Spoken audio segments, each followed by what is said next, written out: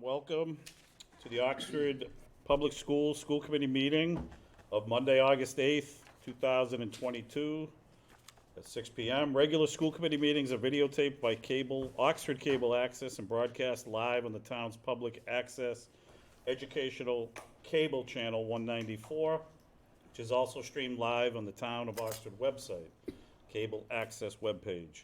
Video recordings of regular meetings may also be viewed subsequent to the live broadcast via the town's YouTube channel, which may be accessed from either the Town of Oxford website or the Oxford Public Schools website. Thank you. So at this point, I'd like to call the meeting to order. Our first order of business is to open the floor for public comment. Comments are limited to topics relating to school business. Speakers must identify themselves by name and address and will be allowed to speak for up to 3 minutes, although the school committee may hear comments on unanticipated topics. Discussion or action on topics not specifically listed on the agenda will be postponed until a future meeting date. So public comment is open, the floor is open. Seeing no members from the public, we will close public comment and we'll go right into special presentations.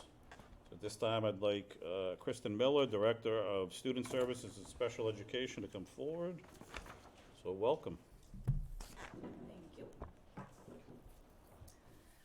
Okay, so we're here for a Student Services and Special Education update.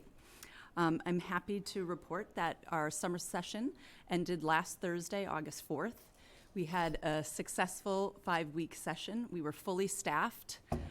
We had 7 special education teachers, 16 IAs, as well as our related service professionals that worked for that 5-week period of time, providing the students with a fun summer program. So I would really like to take a minute and just thank them all for their hard work this summer. In talking with other districts, they weren't so lucky to be fully staffed, so I really appreciate their hard work. Mr. Lucas and I wanted to update you on our tiered focused monitoring that was completed in April of this school year. We are very happy to report that it was a very positive experience for Mr. Lucas and I, who this was our first time going through this. So for this 3-year cycle review, they looked at many universal standards for special education as well as civil rights and general education. They specifically looked at licensure and professional development, parent-student community engagement, facilities and classroom observations, oversight, time and learning, and equal access. This was a 2-phase process. So the first process was done before I came along, so it was a self-assessment as well as documents were uploaded to DESE. The second part was an on-site phase where they came and they interviewed staff. They interviewed the Parent Advisory Council representative. They reviewed additional documents, lots and lots of documents to have been reviewed. They surveyed parents in special education, and they came and they observed our classrooms and our facilities. We're happy to say that all standards received a criteria rating of implemented, except one, which was CR24, which received a rating of partially implemented. Through interviews and documentation, it indicated that although the district had developed a process to ensure that individual teachers in the district reviewed all educational materials for simplistic and demeaning generalizations, lack of intellectual merit on the basis of race, color, sex, gender identity, religion, national origin, and sexual orientation, we had not fully implemented the process.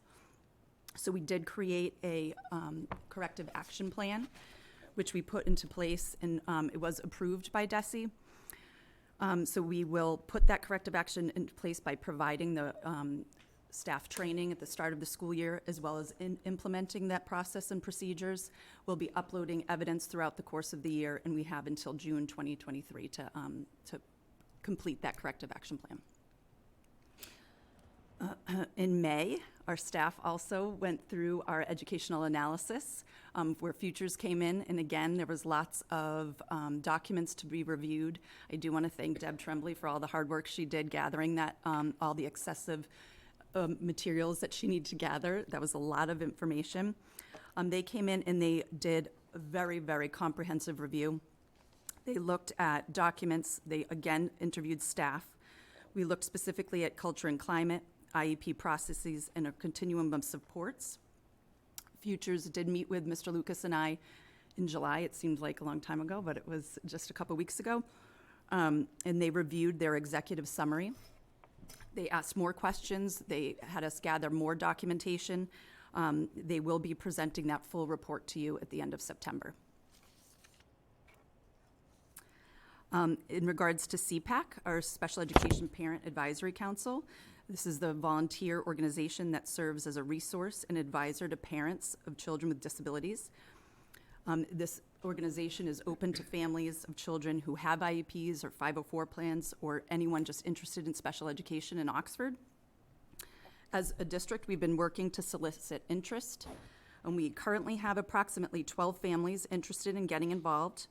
We continue to be a member of MassPAC, the Federation for Children with Special Needs, and we're going to be working with MassPAC for additional trainings offered to families in regards to various things of interest to them, but also just helping us build interest in getting more family involvement. So that summarizes the big things in regards to student services and special education. We're looking forward to a great year coming up, and I look forward to providing you additional information as the year moves on. Thank you. Board, any questions or comments from Mrs. Miller? Mr. Burke? Just a question about Futures. Was that a group that we brought in Yes. ourselves? Yep. That we asked for, and what did we ask specifically for them to be We looking wanted everything special ed and student services to be looked at, so they really came in and they took a look at how we're writing our IEPs, how we're utilizing staff.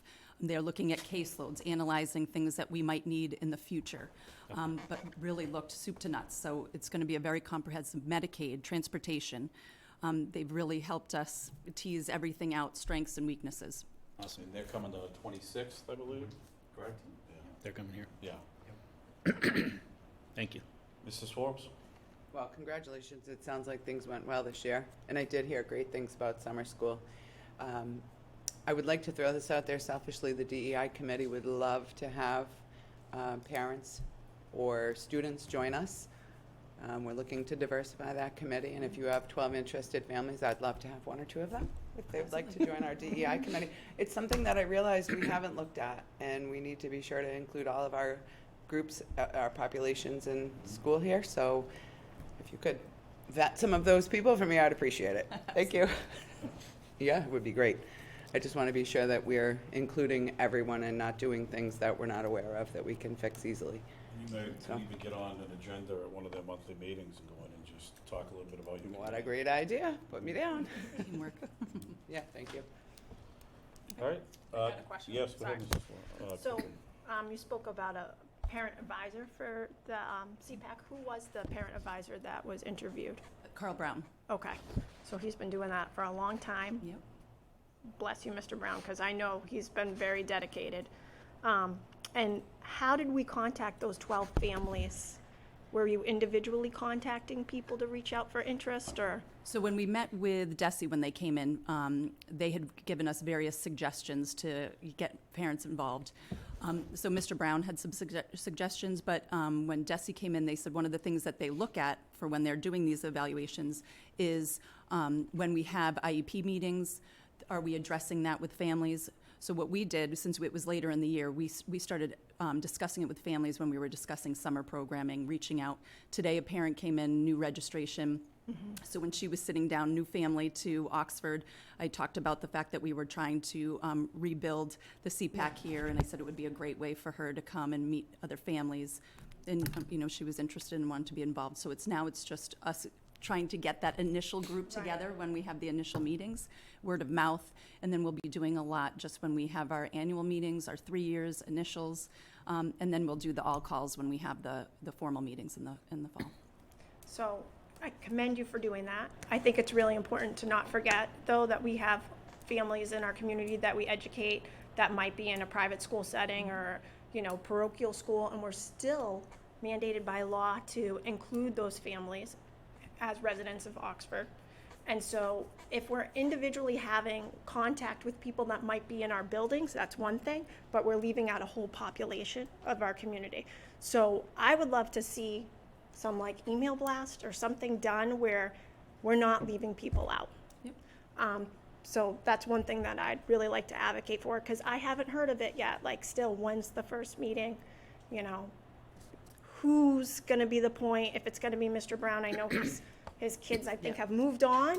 He has and moved so the on. fact that he's still being our go-to person, you know, And so that's what DESE and Futures is helping us with. Okay. Just those ideas and suggestions, just like you said, where, you know, right now we're starting small, just trying to get, CPAC hasn't been up and running Right. here for quite a number of years. COVID obviously had an impact on that, as in other districts. Right. But we have reached out to other districts to get ideas from them, you know, and we're working collaboratively to see the best ways. So we're starting small. We realize we're starting small, but I'm pretty proud that, you know, from a non-active CPAC to have 12 families very interested, you know, that's a great place to start. So is there a date for the first meeting? Nope, the Mass PAC said they start scheduling October 4th. Okay. So, you know, they'll be scheduling, we're looking, there's one that really talks about the role of CPAC in districts, and I think Yeah. that would be a great place to start, to get, because people have a lot of questions. In Right. various districts, CPAC works differently. You know, some districts meet quarterly, some meet monthly, so it's a matter of getting a group of people together. We need a chairman, we need other active members to do some of the legwork. But, you know, I think we're pretty happy with the 12 families at this point, too. All right. Well, I know I personally want to be part of it, and I just want to make sure that every family that does, that they know and that they're aware and that it's publicized. So where are we going to put that? So if somebody hears tonight, I'm really interested in this. I want to be present at that first meeting. I want to be aware of where to find that information outside of a school committee meeting. Would they go to the district's special ed page? So we're in the Or- process of updating our special education webpage. We do have that wonderful new bulletin board outside of, that's probably the old term, the board outside of the high school. Yeah. Where we can put it there. Other mailings, when Okay. we have done things for preschool, we get mailing addresses from the registrar, so we'll be able to mail things, email, I'll call, so it'll be, you know, we're taking all kinds of ideas from everyone, including other districts that have done it successfully. That's great. I look forward to seeing the first meeting and hopefully being there. Anything else? I think that's it. All right, thank you, Mrs. Miller. Thank you. Thank you. The rest of the All right, at this time, we'd like Rebecca Zernicki, new principal of Oxford High School. I hope I said that right. Did a fine job. Thank you. Well, welcome. Thank you. Welcome, welcome. Thank you for having me. It's really nice to meet you all. I think I got an opportunity to meet everybody over the past few days. So I'm really excited to be here. It feels great to be back in Oxford. So thank you for having me. The first thing I wanted to do is go through the family and student handbook changes that I'm proposing for you. And if you have any questions, I know that it's quite a bit. So when you look through it, there's just some things that I want to remove, some things I want to add. And this was I worked on this in conjunction with Justin Richards, who is our Dean of Students for this year, and with Bob Truax, the Assistant Principal. So we all worked together and discussed what changes we need to make to move forward so we can have a smooth year this year. So I will walk you through them. On page 8, under summer school, we would like to remove provided that he or she has achieved a passing grade in each of the courses under Part B. We feel as though anyone who doesn't pass a class with at least a 50, for whatever reason that might be, should be allowed to come to summer school to make up that class. I understand that the attendance policy is that they lose credit after so many absences. So once they lose credit, they need to make up that credit. So we want to give them the opportunity to do that in the summer. So that's what we would like to remove for that reason. On page 9 and 10, under dress code, students are allowed to wear a hat, but not a hood. So it was really interesting talking to the kids during my interview. They talked about that they would really like to wear a hat, and it really made me start thinking. And when I sat down with Mr. Richards and Mr. Truax, we discussed that would be something that we could probably work with them on, allow them to wear a hat in school, but no hood. And the reason for no hood is it's a safety issue, and safety is your first and top priority. From the side, from the back, we have no idea who you are if you're wearing a hood. We do know who you are if you're wearing a hat. So we feel as though that's a little give and take, but we're going to be pretty strict on that.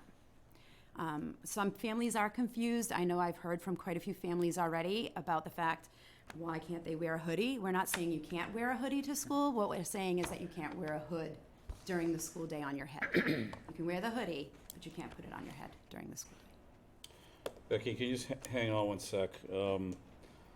So I guess this is to the superintendent. We had some discussions about dress code policies and being really consistent across all schools, and I know this is a point of contention in my district, a larger district, and we're all trying to get on the same page. And I really thought we were trying to get away from having specific, like, I just think it's gonna bring us down a really slippery slope. So I know some of the other schools I thought were really more generic than this. You know, because when you're talking about tops that cover the shoulders, chest, back, midriff, undergarments, you know, we're starting to get really specific in there, and then you start running into, you know, rights Right. and discrimination, Right. and so I don't know. I know we had discussed this as a committee, I thought. Does anybody recall? I'm sure we did. I know we talked about it as policy. And this has nothing to do, you, Right. it was before your time. Right. But we were talking about it before you were with us. And I think the law has become very flexible where the rights are the students' rights to wear what they want to wear, and we can't really request that they don't wear certain things. And even though it's very uncomfortable, I think at times for people to see the clothing decisions that youth make, because it can be tough, but it's not our right to be able to repress that. It's freedom of speech to dress in a certain way. So now that has kind of been what I think a lot of districts have heard, that we got to be very cautious. And we've seen it. It's been, you know, how people wear their hair, for example, has just been something that has been, you know, there was litigation brought against a district about it, and the parent won. You know, you can't say to somebody, I don't want you to wear this, or I don't want you to dress this way anymore. It's just, so I understand the safety thing. I totally do. Yeah, I mean, I think safety is a different, you know, because especially with the hood, somebody can yank it from behind. There's all, but like I don't know, Mrs. Miller, do you have anything from like the student services side? Is there anything that's come along? Because I know, you know, our director of student services was actively involved in our discussion last week regarding dress code. I think specifically, we got the notification regarding what Amina was talking Yeah. about, but other than that. And I think different kids too, like it might be, like, I think some students might need a hood to regulate, right? Some students do need headphones or do need different ways where to make themselves feel comfortable in a classroom, they might put their hoodie on, you know, or they might walk down a hall, and that is just how one particular child might feel comfortable. So if we're saying, okay, no hoods, but we have one kid that has a background, and for whatever reason, having that is how that child copes when they come to school, and all of a sudden we have a policy where we don't know the family history, or we don't know that child's history, and now we're creating a problem. I would say You in that know? scenario, though, I think we would make accommodations for that. Right, but sometimes I don't know if families would be so forthcoming. Do you know what I mean?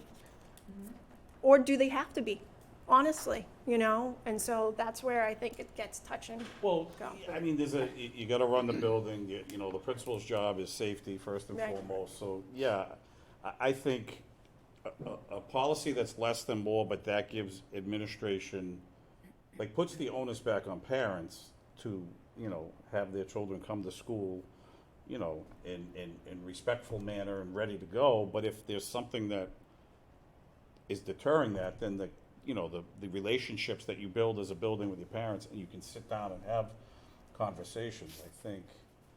It's just, I'm just cautious about having specifics, because then it ties us to that.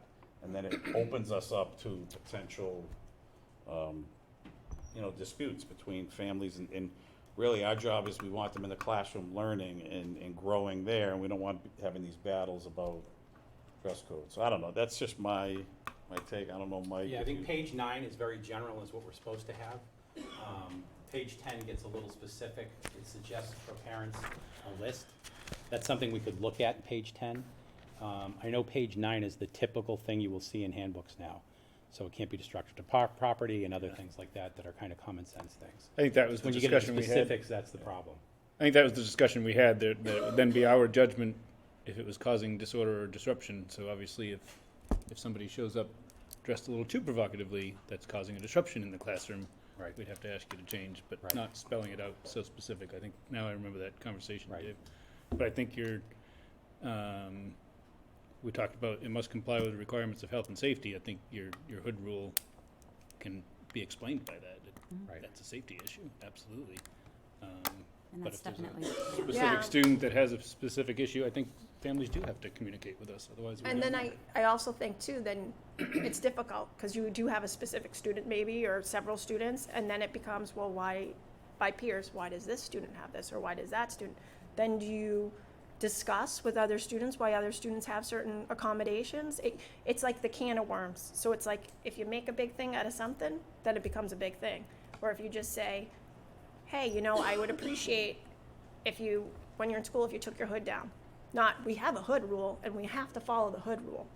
And I guess that's where I get uncomfortable. It's like the more rules, the more this, the more that. It's the culture of the push and take, and we have this and we need this. And if you don't do this, then there's this, this, and this. As opposed to, I really love just seeing you when you walk down the hall. And if you have that hood on, you pretty much know who's going to be the kids that come in every day with the hoods on.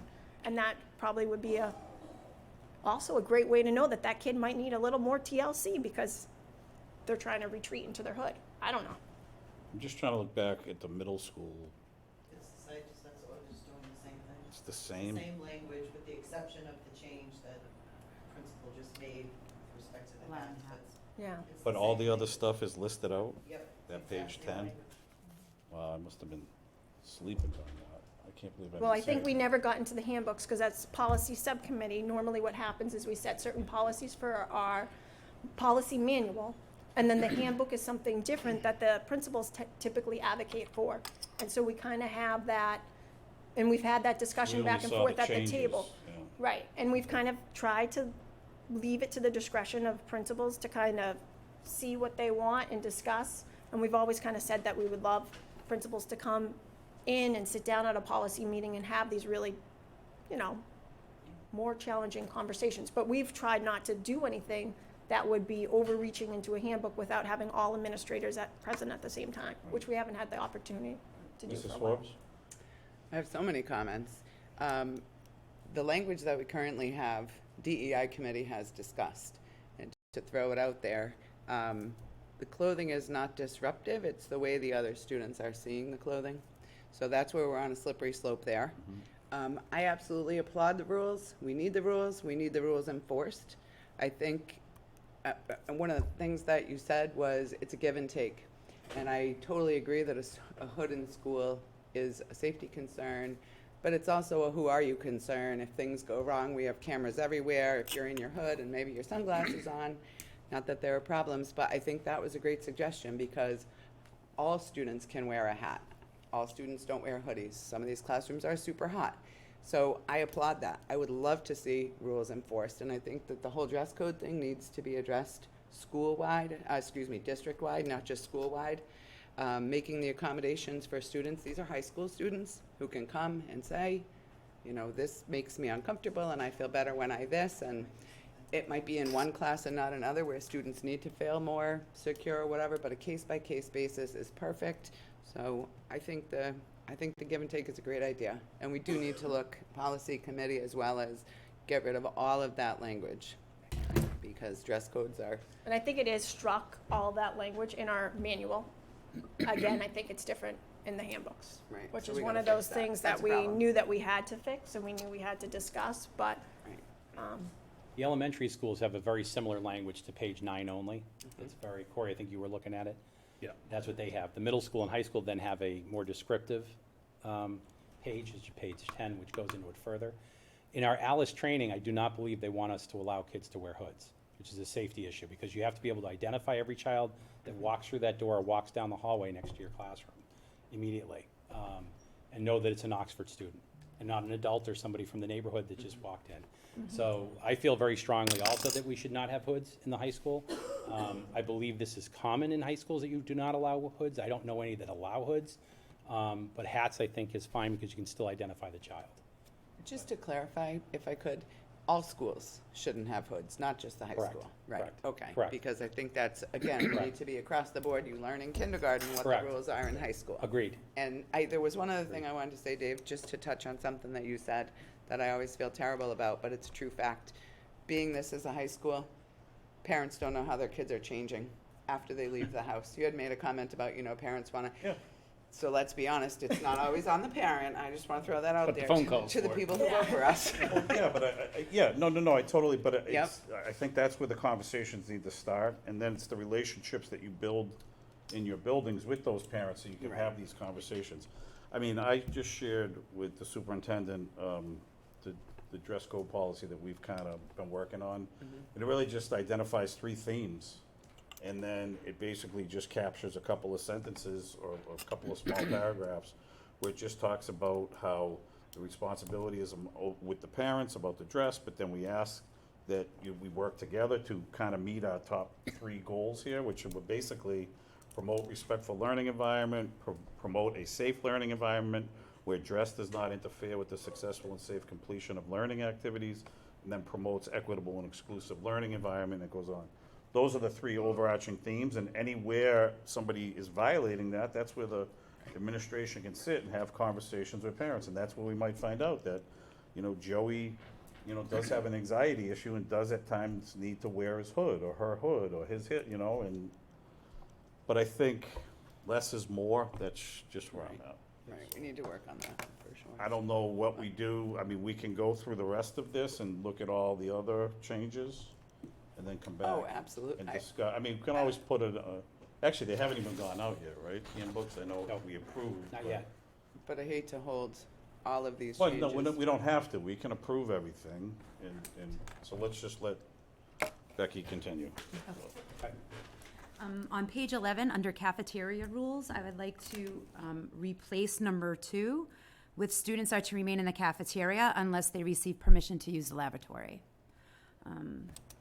Because this basically is saying that they have to sit at their assigned tables, ask permission they can get up to get condiments, but they need permission to throw things away and things like that. But in a high school, I want them to be able to do that and move freely around the cafeteria, but I want them to stay in the cafeteria throughout the whole lunch period unless they need to use the lavatory, and then we'll have people in there to help them with that.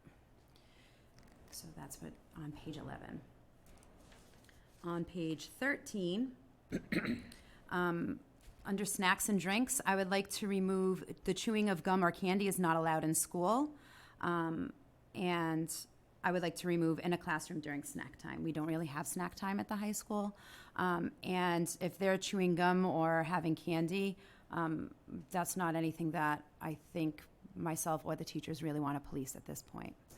I think we have bigger things to look at, so I just wanted to remove that. On page 14, under dance guidelines, I wanted to add Corey check for anyone 21 years of age or older. Oftentimes in a high school, when you're talking about prom and things like that, some seniors might have a boyfriend or a girlfriend who's older that they want to bring. That's 21, so I do want to require a Corey check for them, and I would like to have that in the handbook. Can I have you back up just for a second? Because you went over drink bottles. Can you explain that? I didn't hear you mention that. It says page 13, snacks and drinks. Yeah, they should be able to bring drink bottles in and fill them at the water fountains. Okay, Yeah, just we making want sure. them to be able to do that. Okay. So on page 26, under the use of cell phones and electronic devices.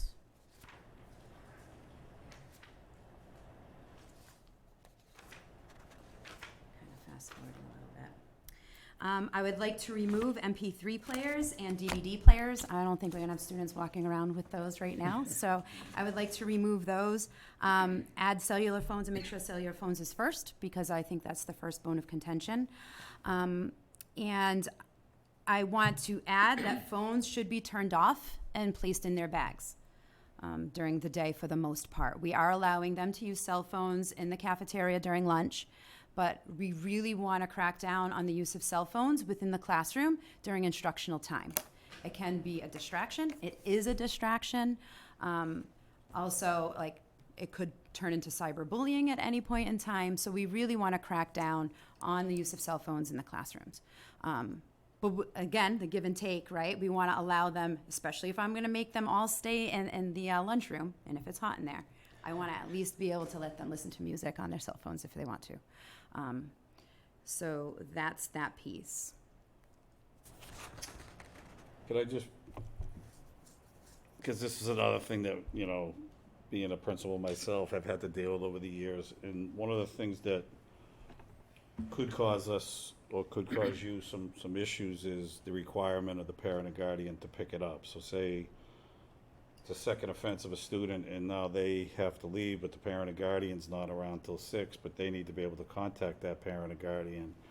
I just think that that's gonna get us into potential safety issues. And was there any conversation about, because believe me, love the accountability, it's huge, and having clearly spelled out what it is, was there any talk or discussion about something other than that as a consequence? We did talk about, so on their first offense, right? So if it's taken away by a staff member, it's brought down to the office and we log it. It's their first Yeah. offense, and they get it back right at 2 Right. o'clock at the end Yeah. of the day. Yeah. When it turns into a second offense, we did put parent or guardian required to pick it up, because we're trying to deter them from using it, right? And that's something that we've done in a prior school that I was in.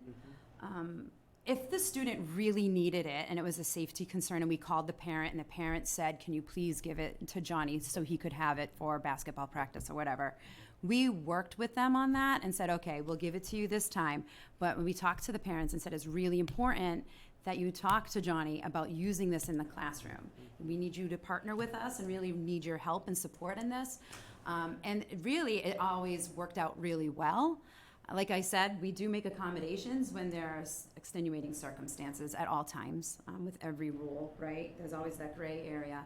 But we really need parents, and I'm gonna be, part of the reason why I was excited that this was coming out tonight is because next week, we're gonna be working on exactly how are we going to communicate this to staff, how are we gonna communicate it to the students, how are we gonna communicate this to families.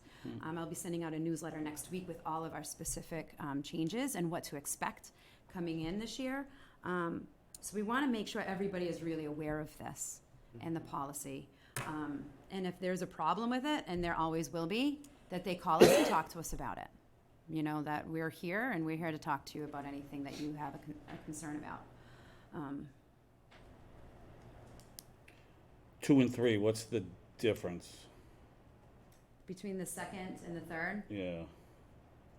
It seems the same, but. yeah, it does seem. Well, is it parent or guardian permission? Basically, you're calling the parent and Yeah. saying, can I give Johnny his phone back? There is permission on the first one, on the second offense, and on the Parent third says yes, offense, they give it have back to to him. come pick it up. Right, Okay. and then we move into consequences from there. But if I can just speak one Yes, second. please, Mrs. Swin. So I think, again, the whole accountability piece is involving the families and getting everybody on board. And if I recall, Mr. C, when you were the principal, you took my son's phone and I had to come pick it up. It was very effective because I wasn't home after school. It wasn't a safety issue. If it was, I would have called the school. But we both learned a lesson. And all he did was take it out to show a picture of his cat, whatever the rule is. And I was appreciative that you took it and that I had to go there, because then he got in that much more trouble. So I think it's great. I mean, And listen, I agree, that was 6 years ago, so it's a long, and if like, we there's had a big enforced it, difference. we wouldn't have these No, problems. but I'm just saying, there's a big saying. difference between then and now, like, so, again, I think, you know, I raised the question and, you know, Right. Becky And- answered it, how to, believe me, I know there's flexibility off it. I love the fact that there's accountability. I just, in my years of dealing with it, I know that became an issue, so I just went a different avenue. First offense, it was the same. Second offense, they got it back at the end of the day, but they have to turn it into the office for 3 straight days. Third offense, they have to turn it into the office for 5 straight days. Oh, turn it in the morning and get it in Yes, the so they don't have access to it at all in school. And then the fourth offense, parent meeting, we're figuring out, maybe they don't bring it to school anymore. So it's middle school, so it's a little different, but I just got away from the parent thing because it became, Yeah. I had one issue with it. And that's It's just- definitely something that we can revisit Yeah. and always tweak. Like, Yeah. I am big on tweaking things as we Yeah, go along. absolutely. And definitely if it's not working for us, because the other concern that I have, I'm telling you, I came to the table and I said, no cell phones. At all. Off and away in the morning in the bag. They can take it out at 1:45 when the bell rings. That's the way I look at it, right? But then the conversation was like, okay, but we're keeping them in the calf. Maybe it's a good idea to let them use it in the calf. And I was like, okay. So we kind of worked through it. But my concern is that slippery slope you're talking about. As soon as you give them an inch, they're going to take a ruler, and then it's going to slide into the classrooms more often. But we're going to give it a try and see how it goes. But I love those ideas, and I'm definitely something that this whole thing is something that is going to be a work in progress. It is, and Yeah. it just, I know it's refreshing to see, like, the effort, and it's gonna take, changing the culture a little bit, but it will happen, so, Take thank effort. you, I appreciate it. Any other comments about this? All right, keep on rolling. Okay. Where are we? Page 27, under consequences for noncompliance.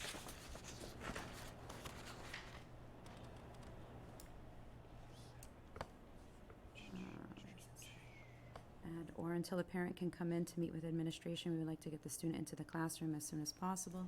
So if a parent would like to meet right away to de-escalate the situation, we want that to be available. Okay. So that's on the very next page. Oh, it's right, it's on the same page. Yeah. Okay. So basically, the thought behind this, we want kids in the classroom as much as we possibly can, right? So instead of just staying in school suspension for the remainder of the day and staying there, if we can possibly call a parent, have them talk to the parent on the phone if they can't come in. If they could come in, that's even better. But really partner with the parent to de-escalate the situation and get them to the point where they can successfully go back into the classroom and learn, because that's our goal. So we wanted to add that in there. Okay. What would you do if a parent wasn't available? Well, we would try to de-escalate the situation ourselves and to the point where we can get them in. We always try to do that. But if we can't, then ISS would be the viable option at that point. Kids are really attached to their phones, so it can be hard. I'm I attached would- to mine, so. I would caution not to use ISS for removing kids for phones. I think we have to have a more restorative justice type approach. And time on learning is really big, and it's mandated by the state, and taking kids away from instruction is something that it's Right. just not done anymore. I agree It's with you. draconian, so I worry about it. At this point, though, it's for non-compliance. Yes. It's not about the phone anymore. So as soon as it gets to the point where they are refusing to follow our direction, now it's no longer about the phone. Now it's more about the fact that they are outright being disrespectful and non-compliant. And that's the problem with this piece. If they are so escalated that they're going to disrupt the classroom and disrupt the learning environment, we can't have them in the learning environment. So, because you always want to preserve the learning environment the best way Amen. that you can. It's so important. So that would be the only other option besides them sitting in the office, and I really don't want them sitting in the office. So, And I would agree. I think this is exactly what's been missing, is that holding kids' feet to the fire. And remove from class, obviously, is the last thing we want to do, but if they're sitting there staring at you saying, I'm not going to do what you tell me to do, okay, this is your option. yeah. So do we have ISS through the chair? Like, is that, I know we did long time ago. It used to be we had a certain teacher, certain program. If we're gonna institute this again, what is in place for this and how is it gonna go? Is there going to be materials brought to the room for the student to continue instruction for the day? Is there thoughtful plans so like that time on learning remains? Like, I'm all for consequences and all for things, but I like detailed plans. So we're dotting our i's, crossing our t's, and making sure kids get what they need, regardless of if they're, Well, I think you got two different things going on. Yeah. You got non-compliance. Yeah. And the student is brought to ISS with the goal and the hope that they will come around and Right. get back to class. Then you would have your traditional in-school suspensions based on violation of policies and handbook, which would require like a just cause hearing, getting Right. together, having, and then if they do get assigned, you have a plan in place. So that's kind of two different, that's the way I'm looking at it right now. This is just about having a place for this student to go to hopefully make a better choice, because they haven't made a good one yet. right. Hopefully they get there and make that good choice. And But while they're making their choice, I would say 9 times out of 10 they do. Yeah, I Yeah. would too. They do. They're not really academic focused at that point. Their mindset. No, I know they're Depends not. how long, if they're gonna stay long-term, then the ISS rules, I would assume, would kick in. And they would be, assigned some work. I guess when's that time? Like, how long do we wait for them to kick in? Like, what, I'd love to know, like, what's the program? What's the It's thought? What's the individual based, rationale? pal. I think it's all gonna depend on the student. Some Yeah. students might need a little bit more time just to self-regulate. Right. While others might be able to self-regulate quicker, so I think it would be, And who does that, I guess? Like, That would be Is- probably the dean of students. Yeah. it would be the dean of students. Would it be a counselor too? Like, I wonder who are these people that are gonna, I think depending on the situation. Yeah. right? I mean, if the student is so escalated that we need some de-escalation, definitely an adjustment counselor or the guidance counselor would be Right. asked to come in and have a conversation as well. Typically, you allow them maybe to call their parent, and sometimes that helps de-escalate too. You Right. try all these different things to de-escalate, and before they can return, you're right, the restorative piece is really important, right? So what are you gonna do different next time when this happens? Right. Shouldn't happen, right? Right. But if it ever does happen, what's your plan? And you can work with high school students on this. What is going to be your Right. plan so this doesn't happen again? Right. And let's walk through that plan and talk about that plan. And ISS is a perfect place to do that and discuss that, and then ship them back to class once they're set and ready. To be honest with you, I don't want them sitting there to the point where they have to do their math homework during that Right. time.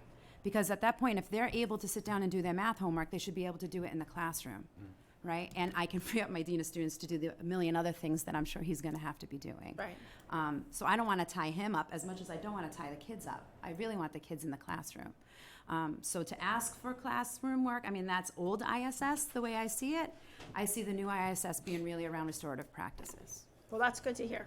Like, that gives me a huge sense of peace. Because, again, I don't know where you're coming from. I don't know much about what's going on. I know past practice, like, way before you were here, way before other principals were here, so that I've kind of moved on. So I get concerned because we'll just talk about that at a different time, at a different point. We got new leadership here, and Yeah, we got a good thing. and it's good to hear that, so Mrs. thank you. Forbes, I know you had a point. Oh, I was just gonna say, again, I'm commending the effort, because what frustrates me as a parent is when this goes on in the classroom throughout the entire period and everybody loses. So I would rather that student be removed as quickly as possible for the non-compliance and handled so that everybody else can get back to work. And I applaud it. I wanna see it. It needs to be hardcore. We need to reel this in, so. All right, I think it's great. page 30. Okay. Page 30. Page 30, report cards. So the grading scale that's here doesn't align with the current grading scale that's being used and the current grading scale that is laid out in the program of studies. So we just need what's in red there, 65 to 69 with a D and 64 and below with an F. It needs to be replaced with what's here in blue, so it will closely match. I Now, wish I will had a say- copy of this with We me. have black Yeah, and there's a white copy copies, here so- if anybody. Oh, they're black I and would white. love I'm the sorry. hard Get black copy. and white. So it's Hard on, copy. yeah, it's on page 30. I didn't bring my device. So basically, just to kind of Old school. cut it Talking about the short. chart? Yeah, it's the Okay. chart. Yep. So to cut it short, really, currently a passing grade is a 60 here at Oxford High School. This is saying a 65 is passing. So we haven't had any kind of policy change around that, so we need to make sure it stays right now as 60, because otherwise we're changing a lot for a lot of students. But it is something I do want to look at as we move forward. Fair enough. So what's kind of the time frame for looking at that? Like, how would that work? So for me, as a new principal coming in, I don't want to come and make sweeping changes such as this my first year. It's definitely a committee, and you'll see that at the bottom. Right. I really want to strongly recommend a grading committee that I can get together with parents and with students and with teachers to talk about grading practices and policies and to really reformulate what it looks like here at Oxford. From not only just the grading scale, but graduation requirements, and even practices within the classroom, instructional practices and evaluation practices that they use. So I really want to look at the whole thing and then kind of present that as a big nugget for the next handbook, for the next year. I look forward to seeing that. Through the chair to Mr. Lucas, is this gonna be just for the high school, or is this gonna be like, we're all trying to get on the same page as far as how our grading scales go for the whole district? This is primarily for the high school right now, because Becky and I have met about every other 2 days to talk about what we're going to do this year. Okay. It's really for focuses for the high school and building a grading committee.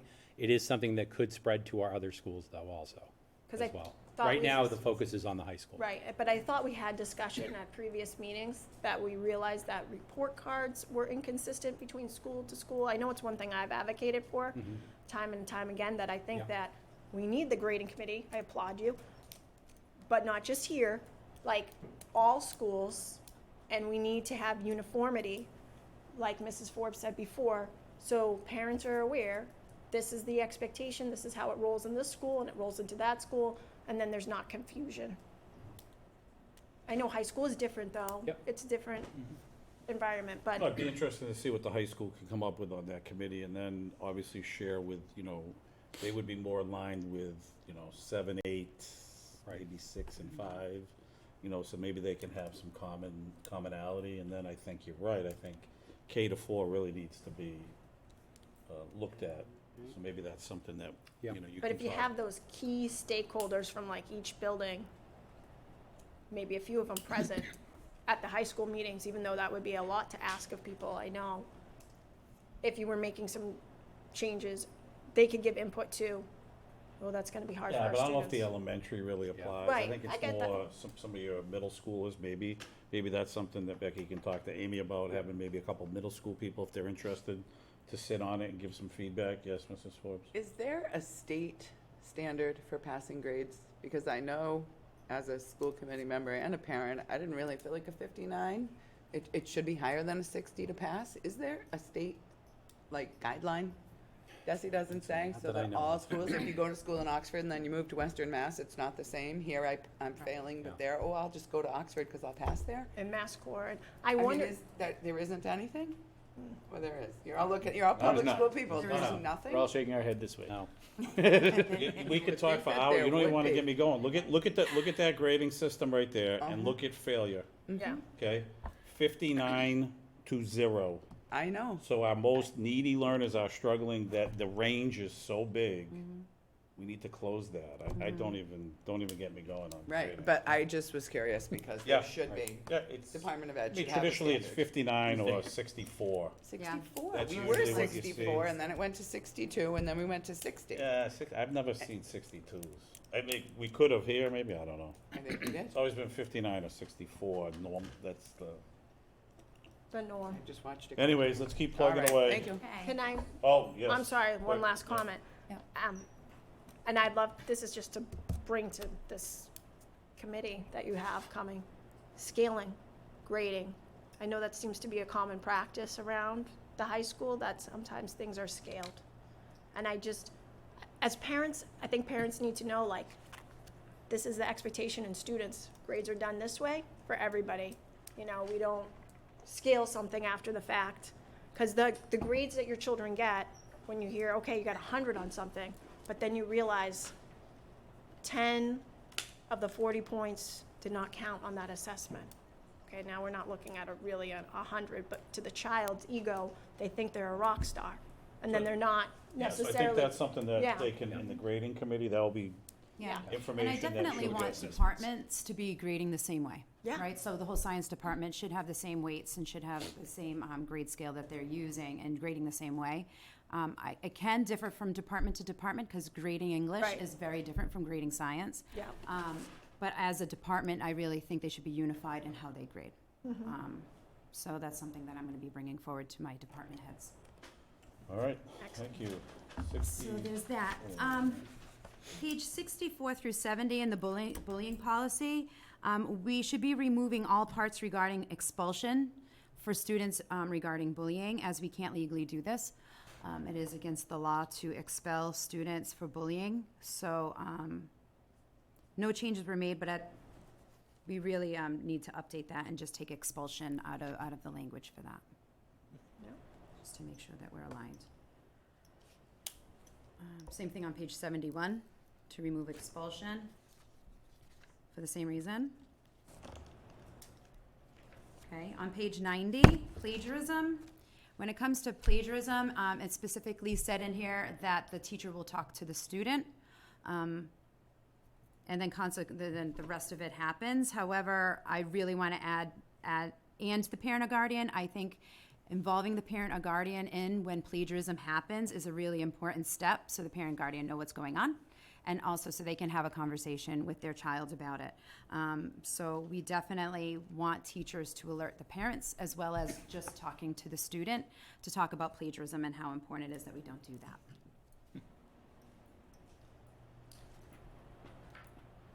In regards to plagiarism, if I may, is that taught in a specific course? Like, I know libraries sometimes used to take that over, or maybe the history department, but is there, I can't specific- answer that really. I know that as an English teacher, I used to teach it every single Yeah, year, right. every Don't single copy class, other people's work. before I gave them anything for research-based activities or anything.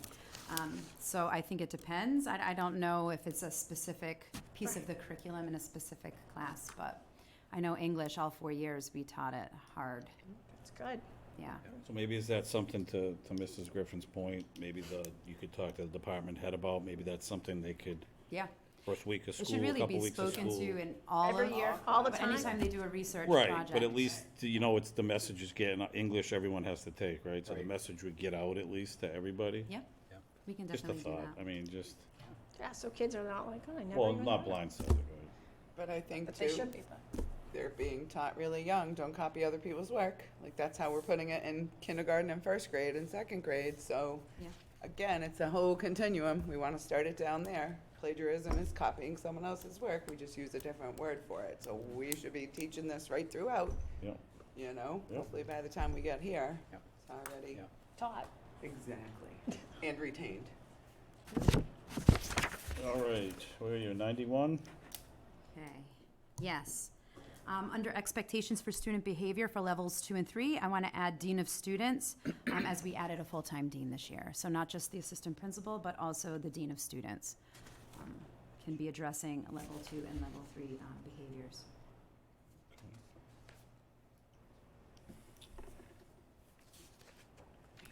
And that was that. I will say, under the conduct, student conduct, I'm gonna be looking at that really closely this year with Bob and with, Justin, to see how well this program works, to see over the course of this year if we need to have something a little bit more specific.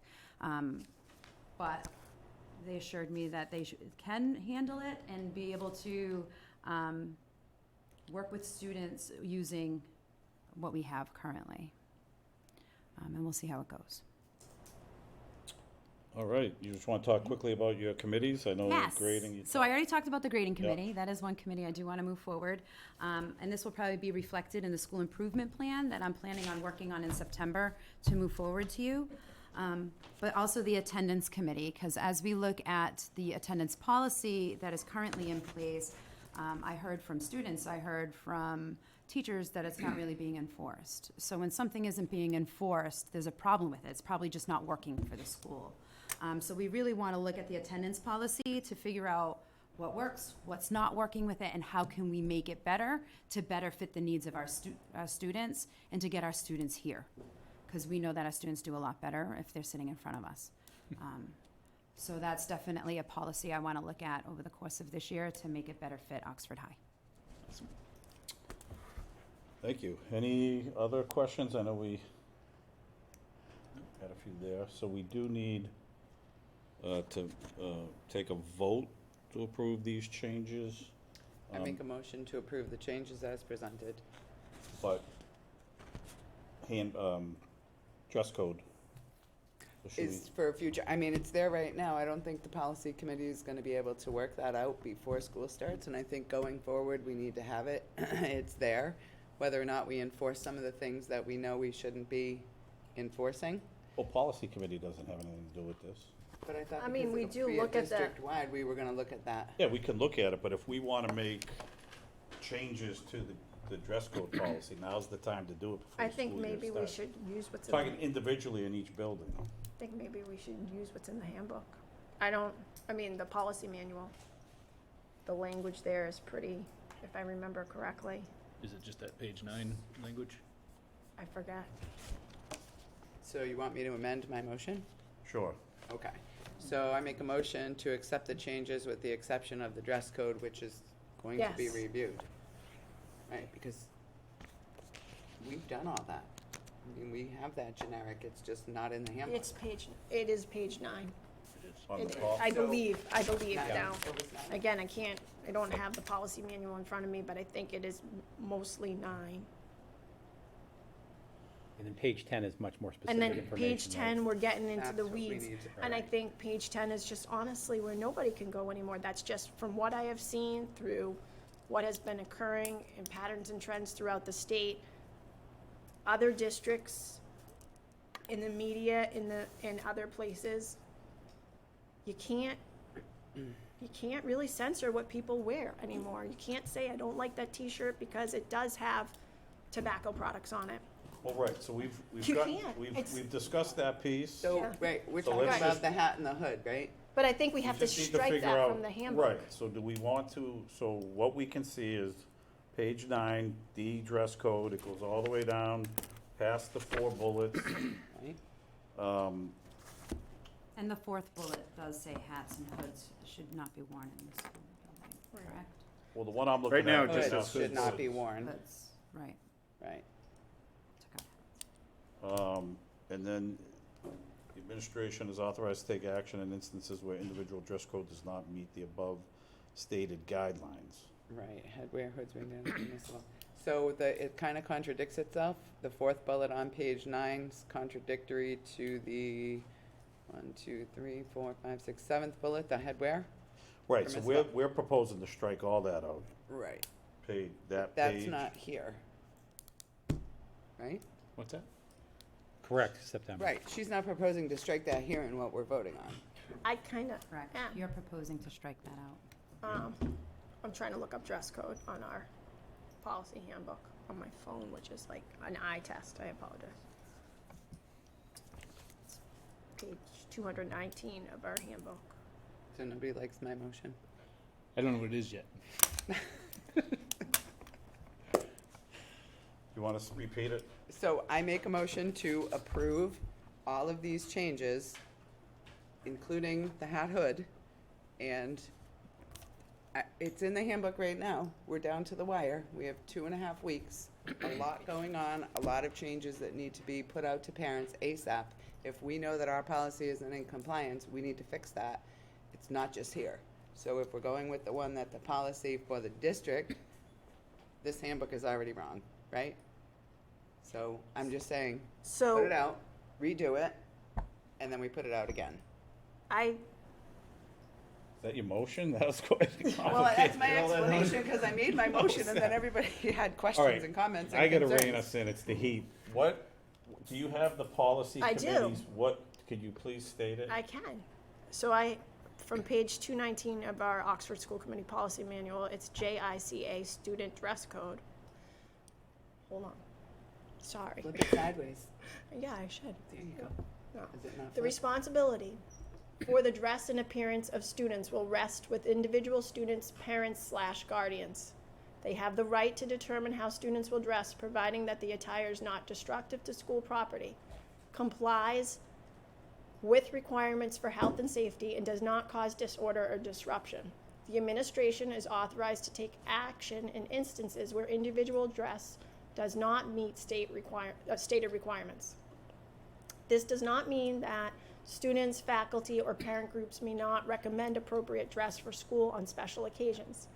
It means that students will not be prevented from attending school or a school function or otherwise be discriminated against so long as their dress and appearance meet the requirements set forth above. And that was reviewed on March 24th, 2022, and it was originally adopted on June 10th. So that's that's all captured in the second paragraph of the. So you of want to their take fo- out from suggested clothing down? Correct. So, okay, I'm gonna redo my motion again. Okay. I make a motion to accept these changes with the exception of the page 10, that's being stricken from the handbook? From suggested clothing down, From suggested clothing down, down to headwear. Yep, through headwear. yep. Can I ask one question? Yes, Before anybody approves? Does that mean I have to take out the hoods should not be worn in the building? Nope. Or can I'm I keep okay with in? that staying there. That stays in? Yeah. Okay, good. It's saying hoods should not be worn in the school building, so if there is a reason to do it, I don't think you say could not. It says should. it I don't should even know. not. Should. It says should. Hoods should not be worn in the school building. I find that to be. And a if they rule, need which to is be good. worn, then that's something that administration and guidance and parents and I'm comfortable with that. That's one in our district too, especially with the high school there. We've been back and forth with it. I would just caution Yeah. everybody in this day and age to say should not is even questionable ground. I You really wanted think to say that, may not, no, I because it's on a it- safety issue. I understand that people believe strongly it's a safety issue. I even concur that I think it could be very much a safety issue. But in this day and age, we do not have the same Right. ability to say should not. I mean, I But really, Is should better than may? I don't. Can not? It is a little bit better. And it Right. gives A little flexibility. administration some flexibility to work with students. Because I agree with you what you said earlier. Some kids need it for coping mechanisms or And somebody, you know, and that would be an individual, so it I doesn't just- allow them not to. But I think she also needs, and her administration needs to send a message that they're not allowed. But they're saying should Should and not. saying not allowed, right, publicly. We're saying two different things. Like should is kind of suggestive where people could say, well, I could Can say kind will of, not. or not. But that's So- counterproductive to what you I- just wanted. You wanted it to be Do we not more like my motion? inclusive, so. No, honestly, what I'm advocating for is we don't even go there because I really think in this day and age we can't. I'm just trying to look at it at the lens that the rest legally, if people want to wear their hood, they have the right to wear their hood. As much as you and everybody else might say it's a safety issue, and I concur, it's a safety issue, we can't restrict people's rights to wear hoods if they want to wear a hood in school. Is it scary? Yeah. Are we living in a day and age now where we're afraid of, safety in schools? I agree. All right. So I don't even know, like, there's part of me All that right, so let's I reach out to council. rein it in here, yes. Yeah. At first, I think that is a serious issue, Yeah. whether kids are wearing hoods or not. And I honestly don't know where you're getting the idea that we can't tell them they can't wear hoods. I've never heard that. I understand Yeah. there's been a big change about what your shirts say, Yeah. whether this is too long or too short and all that, but I've never heard anything about not being able to wear hoods. Are you covered enough with that second bullet that says must comply with requirements for health and safety to say Yep. that's a safety issue? That's exactly what. I understand you're trying to change a culture, so wanting to have those exact words in And there. it helps to saying- have it laid out. It Yep. really helps us to be very clear with kids because you need to have clear expectations. When I'm going to be going into assemblies all day on the first day of school with these kids, I need to be very specific and clear with them on what we're going to allow and what we're not. Because otherwise, They're gonna test. there's going to be an element of confusion, and it's not a good way to start the year. Yep. I want to be very clear, and just having that in there really helps us and saying, we are not going to allow hoods. I can very easily go in there and explain why we're not going to allow hoods. And most kids will be like, I get it. I'm not going to wear my hood, right? And the kids that don't, I'm not going to sit there and suspend them out of school the first time I see them with a hood. I'm going to say, can you please remove your hood? And then if he doesn't, then it turns into disrespect, and then we have a conversation about it, right? You follow So that there's so same- many different things that happen before we go there. But I just think having it spelled out in there really helps us and supports us and what we need to do. So I'm going to go ahead and second September's motion, which still includes that bullet, if I'm correct. Yes, thank Right. you. All right, so we have a motion and a second. Is there any more discussion? Call for the vote. Mrs. Forbes? Yes, Mrs. Griffin? No. Mr. Burke? Yes. And I'm a yes. 3 yes, 1 no, 1 absent. So that passes. Thank you so much. Thank you. It was nice meeting you all. Yes, you you as well. too, thank for you. this. All right, See you Mrs. soon. Tara Trainer, Curriculum Director, you're up.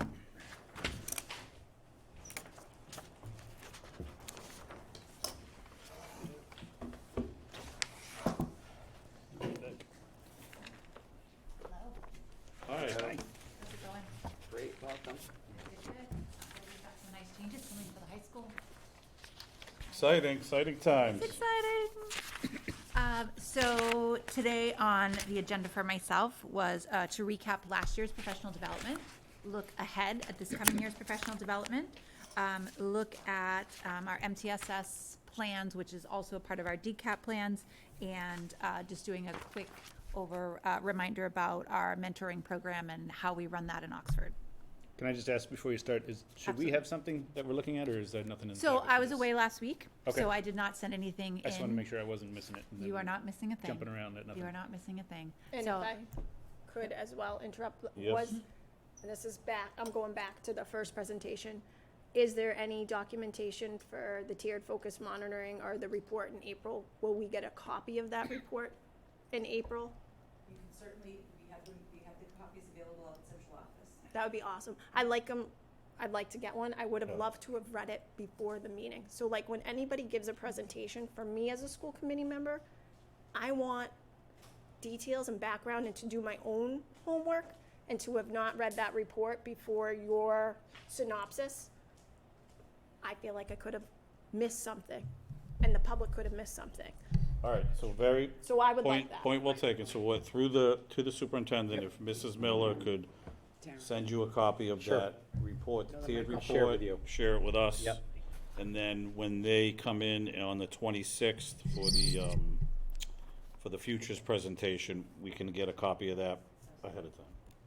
And if then we- moving forward through the superintendent, if there's any sort of presentation, can we just make sure that we have a copy of Sure. it ahead of time? Sure. As part of the packet, that'd be great. Yeah, that was definitely Thank you. because I've been out, so I do apologize. Yep, go ahead. Let's- So, really quickly, last year for our professional development, we had made a few changes in Oxford schools to the way professional development was going to be delivered. So, we talked a little bit about, hold on, let me see if we can do this. Nope. Playing with the trackpad and don't see where my mouse is. Here we go. Okay, so we had, looked at data to see what teachers wanted. Last year when I first came in, we kind of reimagined how we can gain more time with teachers since we don't have half days. We only had 2 full professional development days last year that were already written into the calendar, and we had decided not to make that change on parents where we were all of a sudden going to throw a bunch of days in that they weren't prepared for. So what we ended up doing is just taking a good solid look at kind of reimagining how we can do this. We set up a Can I Yeah, slow you could down? you keep Like, you I keep don't- clicking it forward? And last presentation and previous presentations too, I feel like have gone super quick when you've presented. And that's feedback I've given to Mr. Lucas. And not having this in front of me, Okay, but I this don't was see- last year. So you've seen this presentation twice now. So this is the 3rd time. This is a review. so of I the same- apologize because I do not recall seeing this presentation twice. Okay, so And we, that, yeah. and if I did have a copy of this twice, I honest to God don't remember it. Okay, So if you could go back to the second slide And if you could make it bigger so we can see it, and I don't know if folks Yeah. at home are able to see this, If you do the whole share thing, because I think it's slideshow. important for Sure. constituents at home to be able to see what you're reporting on as well. It's just not us as a school committee, we're kind of the people here representing all the people. Okay, so if you could go over those key things and just a little slowly, that would be helpful for me. Okay, well, I actually can't see it. Okay. Hold on. Okay, so in July of 2021, when I first got on, we sent out a survey to staff, and we talked about how we could better utilize hours for professional development. So we had almost 53% of our staff agreed to lead or be involved in offering professional development, and we had 23% of our staff involved to be a part of a professional development committee, which is something that was put into place prior to me being here. It was a part of the teacher contract that it had not been followed through on.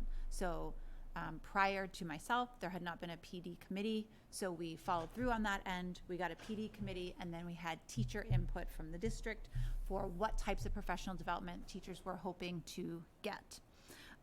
We found there were specific areas that teachers wanted to target during this past year.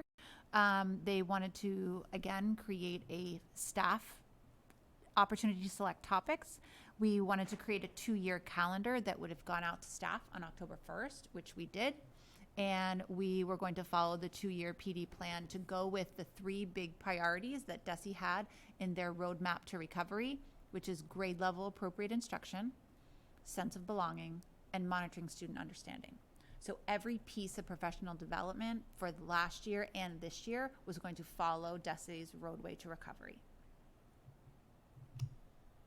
So what we wanted to do was kind of get a new focus, have a strong professional development calendar, have a committee that was a part of all of this work, and again, kind of build that sense at the beginning of the year. You come in on convocation day, and now here is your packet. This is what we're doing for the year. It's not, oh no, 2 days from now is professional development. I better hurry up and find something to put on the table for teachers. Same thing with staff meetings. We hijacked last year's staff meetings. And so what we did is said, here are the topics for every staff meeting that you're going to be getting a little bit of PD every time. So teachers were aware, and they would get the information prior to the staff meeting, and then they would get that presentation. So I was able to gain 10 additional professional development hours by utilizing staff meeting time. I wrote those presentations for the principals. I would send it out to them. They could all tweak it how it was best laid out for them. And we'll talk about some changes for this year in the same space. So all of this was really thinking about how could we get more professional development in smaller chunks throughout the year versus putting in half days and adding more time. So we, let's see. This was just talking about how our group came together, our PD group came together to determine what were the best techniques that really needed to be out there. And we were going to focus on teacher outcomes and how to raise student outcomes based on evidence-based practices. So all of this was highly, highly rooted in DESE's roadmap plan. So it's like a 24-page document that the state had put out right after COVID, so that the schools had a roadmap to really follow of what were going to be the 3 big categories that they wanted schools to really hyper-focus on as kids returned into the classroom. So yes. Hang on, Pal, we just gotta, I should have said this at the beginning, we just make sure we streamline everything through the chair, just so that we have some order. When somebody's presenting, I don't wanna just be interrupted, so if you I have don't want to something, interrupt either.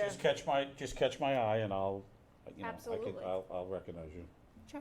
Is there anything you wanna ask right now? I was gonna Go ahead. ask through you to Yep. Ms. Trainer about the PLCs, but she's going to that on the next slide, so Okay. I just saw that. All right. Okay, so our community, these were all of the people that have volunteered to be on the PD committee, and this went out to the staff so that they knew in their building, if they felt they needed to be heard about professional development, they could go to one of the teachers or some administrators that were on this committee.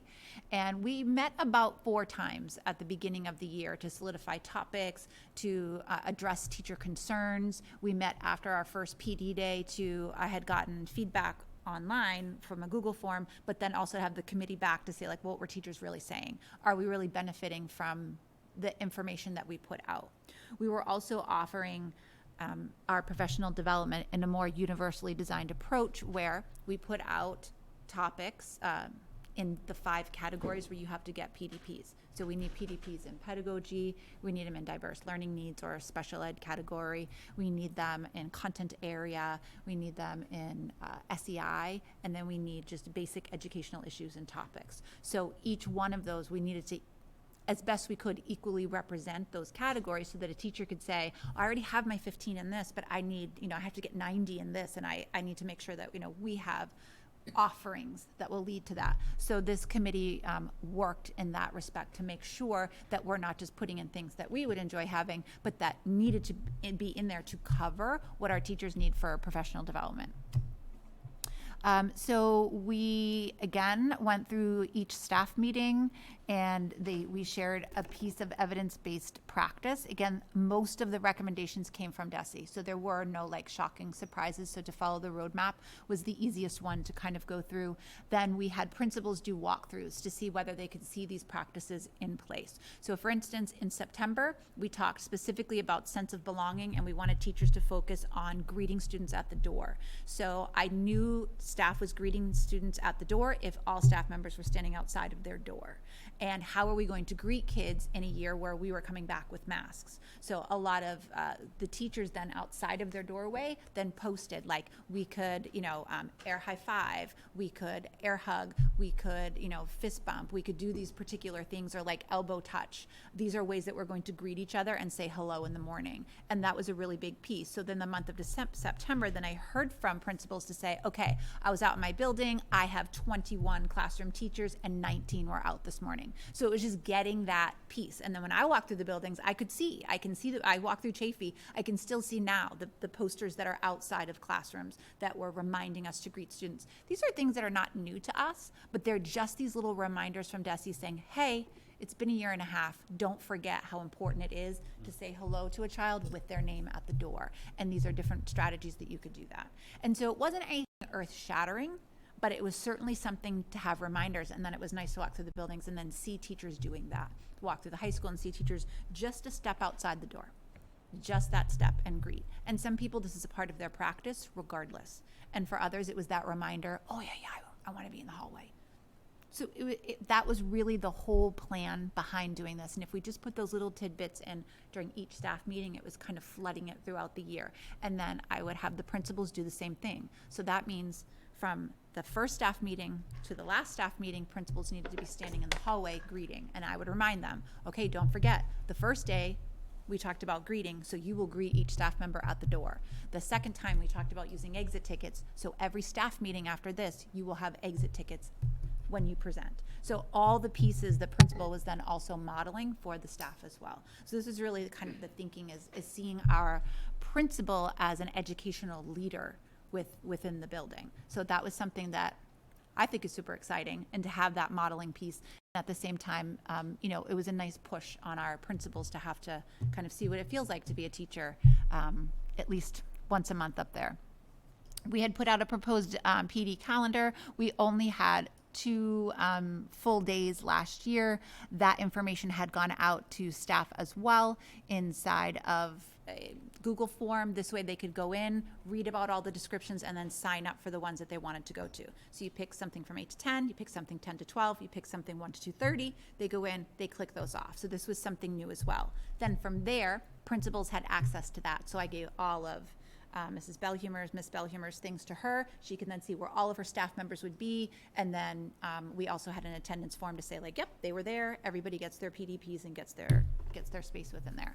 So it was just a nice opportunity for staff to be able to kind of choose it and Sarah, could you feel hang good. 1 sec? Yes. Yes, Mrs. Forbes? I just had a quick question Yep. regarding staff choosing their PD. Sometimes we know a certain teacher really needs a certain Yeah. professional development. So giving that information to the principals, do they have the ability, I know they have the authority, to go to the teacher or to change that schedule to something that they feel really highly recommended for that individual? Yes, Is that part of so- why we do that? Yes, and in fact, 2 times during the same PD day, teachers could have chosen one that was to continue to work on their curriculum map to get it updated into the format that we needed it in. And in Amy's school particularly, she said, you may sign up for it one time. So principals could do that, Okay. where they could say, hey, I strongly recommend we all go to this. And the same thing you'll see coming up this year. We have some new programs that are in place. It's really not an option for middle school teachers to go somewhere else because you all need to be trained in this new SEL program. So that's that decision kind of making it. Yes, there are other options, but the truth is you need to be here, or you need to be there. So we talked about it earlier with Kristen Miller, that we have a new guidance team. We offer 504s the first time with the lawyer. That's where you're going, because your job requires you to have that information. If you have 2 or 3 things that you really need to get to, okay, now then maybe you can make a decision, but it can't just be, oh, I'm picking something to pick it. It has to follow the categories. It has to be in the areas that you need, and your principal can strongly recommend that you do that. Thank you. Mrs. Griffin? So I'm wondering for you kind of touched upon 504 and whatnot, but special education, teachers need so many PDPs. Our English language learners, they need so many PDPs for recertification. What did we offer last year in those 2 categories for our teachers? So we offered quite a bit, so I'll get there. Okay. So in terms of what we offered for staff meetings, so these were the topics that had been originally kind of offered to start up. Some of them were changed just due to the fact that, something would come up and then teachers would say, we're really stuck on this. They, got partway through the year and they said, oh, actually, can we have ST math? We're really kind of drowning. We need a little bit more support. Or some teachers started to use iStation on a regular basis. And so they would say, hey, would you mind, can we meet with a consultant for iStation during this time, because we wanted to get something else up and running. So they could contact me at any time, and then we could certainly make a shift. And at the end of this, it did say that the titles were subject to change, and the PD committee knew about that as well. So we understood that if a change needed to be made due to anything, let's say something new came up with health codes or something new, we would have to trump that time and then move to a different presentation. It happened at the high school a couple of times because they had that NEASC, and so they had to be doing that work. The rest of us were doing good news postcards and sending home, greetings to parents, but the high school couldn't. They had to finish up paperwork for NEASC. So Yes, Mrs. So, Griffin. I'm a little bit concerned. Actually, I'm very concerned. And because I'm seeing a lot of things here that look like they're specific tasks. We're using an exit ticket, or we're talking about goal setting, and we're talking about skills that teachers have in their repertoire, but that's not the definition that the state uses for PD. And this is something that, through the chair to the superintendent, I brought up in concerns, just me as a member. I haven't had an opportunity to talk about this with my fellow school committee members. But I'm going to say it now. It was a private conversation that I've had with the superintendent. Massachusetts defines high-quality professional development in a certain way. right, and I went through those 5 categories in fairness. Yeah. These 10 relate to pedagogy. Yeah. And so I said there were 5 categories, so all 10 of these are pedagogy. And when you see the forms that I know you saw last year, but I'll show you again, they all list for you down the side which one of the 5 areas from DESE that you're getting PDPs in. So it sounds, again, just going off of DESE too, that a lot of this sounds like training, which is different from professional development. And I'm concerned, information sessions, these look like information sessions, focused on learning discrete skills and or performing individual tasks. Giving an exit ticket, it's a very discrete skill, it's an individual task a teacher will do, but not necessarily a professional development where they're getting in-depth training. So That in-depth training was about formative assessment. So you do 45 minutes on formative assessment, and then you give ideas for how to run different formative assessments. So because this doesn't necessarily look like all, to me, I don't see formative assessment there. I just saw a little snippet where it says exit tickets. Right, but So that's if what those do. So that's the No, thing. I know that's is what that- they do, but I guess to be more, and please, you're helping me understand more. I would think seeing it say formative assessment, that would make me feel a lot better than just exit ticket, using data from exit tickets. So if this is all about formative assessment, that's great. I mean, that was not clear, that was the main overall thing for all of those things, because I see sense of belonging. Well, no, that's for March. Exit Okay. tickets to match the standards, that's formative assessment. Then the following month, because it's not just about the formative assessment, it's then about using that data to drive instruction. So first we have to set up the idea of formative assessment, get our teachers on board into that, and then to determine how we're going to use that information. So all of these things, again, lead from one to another, which then leads to student conferencing, which then leads to student goal setting. So all of these pieces are a part of good teaching practice, which is pedagogy, which is where they're earning their 10 PDPs.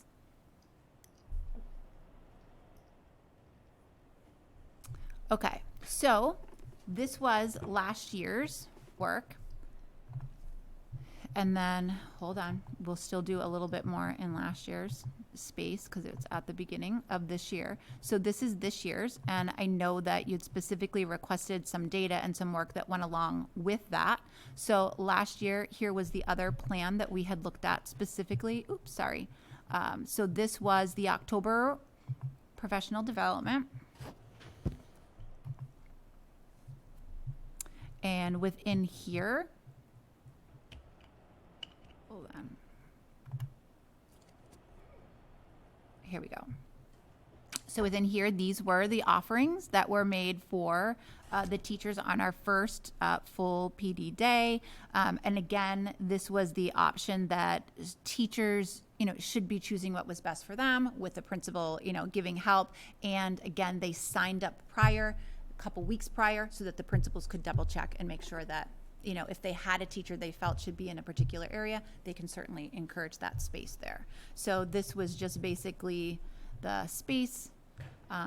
Within here, these were the options that were available, anything that the teachers needed in order to be successful, the guides and the things were within that space. Last year, we were spending a lot of time working on curriculum mapping for the schools that hadn't previously worked with me the years before.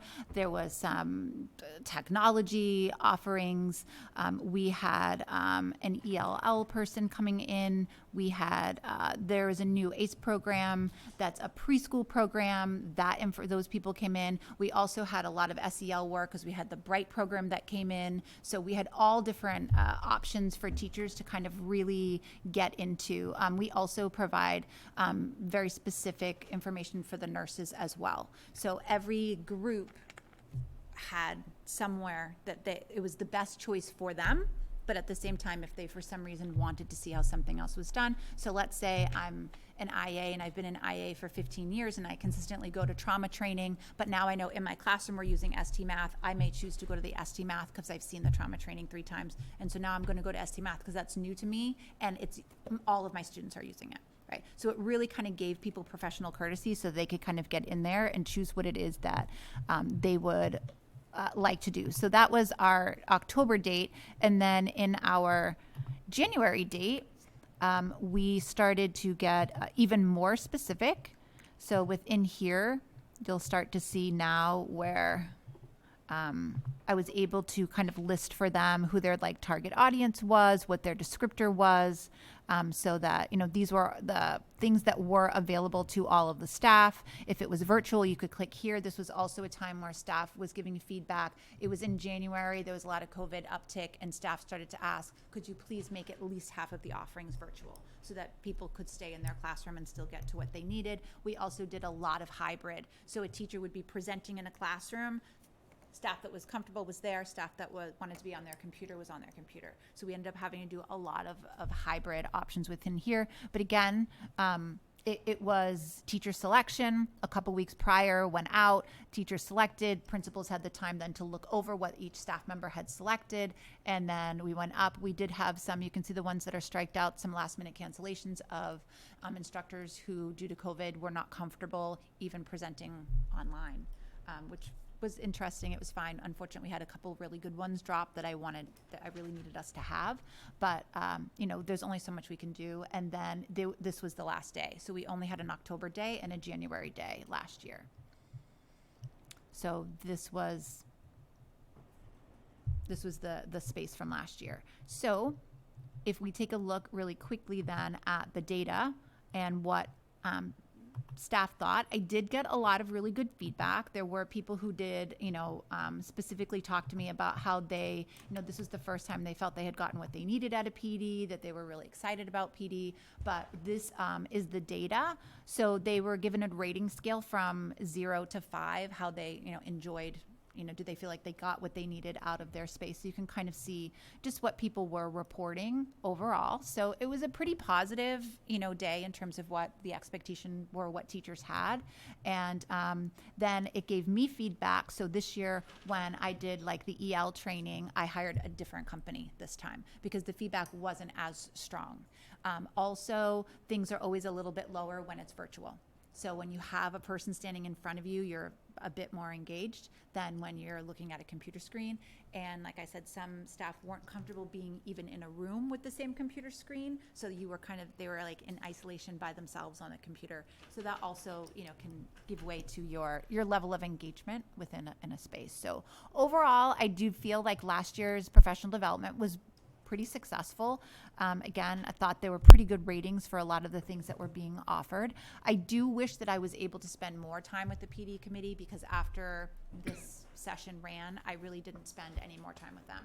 And then I realized that that was a major blunder because now as the year got closer to May and June, and now I want to send out like next year's stuff, and I realized these teachers are so burnt out. If I'm asking them about PD next year, they're going to be like, they're not going to answer my emails. They're just going to be like exhausted by that. So I wish that I had more, I wish I scheduled more time with the PD committee. So, and again, I was going to reach out to them this week and say, okay, we're starting up, and then reach out to the whole staff to say if anyone's interested in joining the PD committee, because it's always an open committee. But I just wanted to, that was one piece where I kind of dropped the ball. Because once everything was set up and in and I got feedback, I was like, okay, great. It's January 14th, professional development's over. Outside of the staff meeting ones, which the committee had already agreed to the topics. So I was like, okay, I got this. And I flew solo for a long time when I probably shouldn't have. It would have been better to have a team to help me and be better prepared for this year on this piece. So for this year, any questions about last year? Yes, Ms. Griffin. So again, looking at high quality professional development based on the state. Normally, we have like objectives and goals for each PD. Yep. How is that assessed with the teachers? So that would be the formative assessment from the presenter. So what was given to teachers for that formative assessment from the teacher? What was given back to you for data so you could see not just that little scale of saying I liked the PD or I didn't like the PD, specifically tied to the objectives and goals of that presentation? I'd love to see that data. I'd love to see like what was the goal of that PD for those teachers? What did they come in with their pre-assessment knowing? And then what was their post-assessment and what did it show that they learned? Yeah, So I think that's a challenge because we hire presenters, and if a presenter behaves in that way, then they would have that information. Mine was a more generic, just went out, I got what I needed versus I did not get anything from this.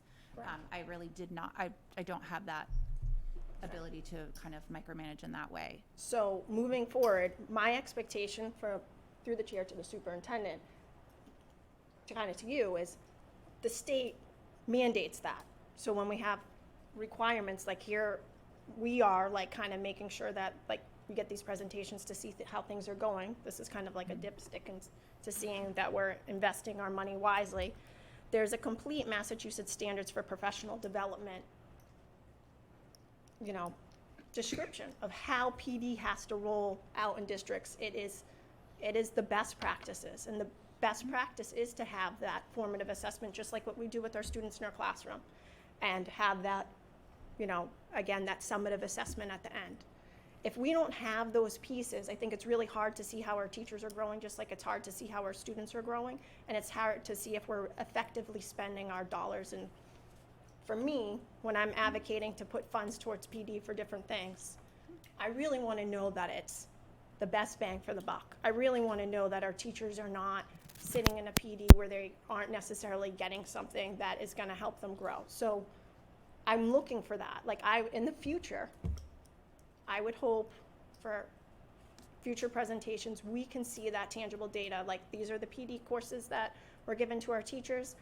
This was their formative and summative data, and we can say, wow, that was a really good investment. These teachers really found that this was valuable, and we need to continue to do this. Or look at this teacher had some amazing skills. We don't need to know who those teachers were. None of this data has to be specific where we have names.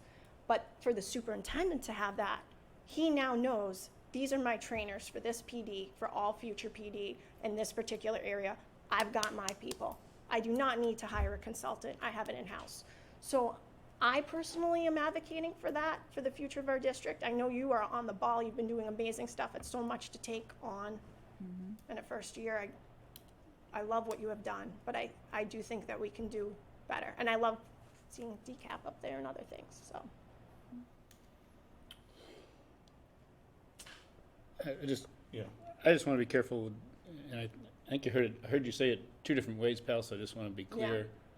I think we have to be careful that as a committee, our job is not to tell Mrs. Trainer how to do her job. Right. So when you first said it, I think you said you were expecting, and then you changed it to you're advocating for, so I just I am wanna- I mean, I just want to be careful it's that we're kind not of- sitting here trying to tell our and I don't want to principals ever and- tell anybody how to do their job, but I think as school committee members, we have to advocate Yep. that money is spent in the best way. And the only way that we can advocate that it's a good investment is to see data. So the state has put those guidelines out for us and for all teachers as well, and superintendents. So we all have a common language around curriculum and PD. And if we're not necessarily following the state outlined rubrics, that's where I'm advocating for that as a school committee member, that happens, so we have more data, so we can make the best decisions financially for the district. And I was not arguing the validity of your point or your viewpoint. Yeah. I was just saying we need to watch Oh, that I- line of saying, this is what I want you I to do. 100% agree. I this is don't what want I'd to like tell to see. Mrs. Trainer that she needs to do her job in a specific way. It would be my hope that we would have that in the future. I hope it's everybody's hope. Okay, so we are going to start our mentor training on August 24th and 25th. So this is training people who would like to be mentors. So just like last year, it's the Wednesday, Thursday before the first day of school, the week before. So we do 2 days of mentor training, and then the 24th and 25th is when our new staff orientation is in, and then mentors meet up with their mentees on the 25th, and they have a lunch, and we kind of get to know each other, then go back to schools and kind of get things rolling and get things started. We have, I do have the orientation schedule for them. I know this is a part of the other space as well, but I can go ahead and put that up so that when our new staff come in, this is a part of their induction program, which we'll talk about, and I think it's my fourth thing on there. But you can just kind of see they meet with each person from central office. They get an opportunity to go to their schools. They can work in their classrooms. Let me see. Thank There you. go. You're welcome. And this is pretty standard. So Jamie Taborda does all of this work. She is fantastic. She has spent hours upon hours putting together beautiful pieces. It works like clockwork. She contacts all the principals. She contacts everybody. Everyone knows their time. They know where to go. They know what to do. And it's really great. So I can't really take credit for any of this work other than I updated the dates that were on this document. But this is that orientation piece, or the beginning of induction for. So they get 2 extra days that they come in to kind of do that additional work. Could you scroll down through Yep. the whole agenda again? Yeah, sure. All right, where is it? This one? Here we go.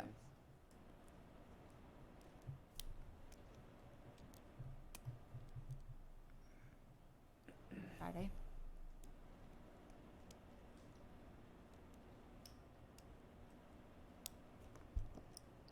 And do you mind going through Friday?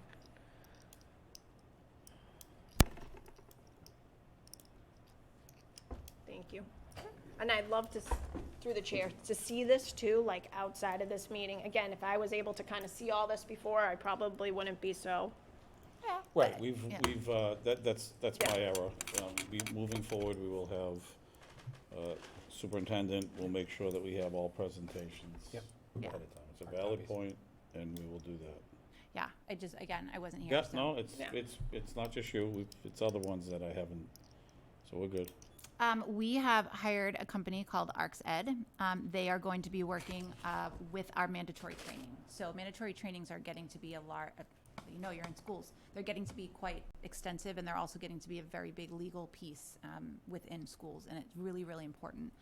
This company actually reached out to us, and they have all of the trainings on their website, and they have all of any additional trainings that we would like on there.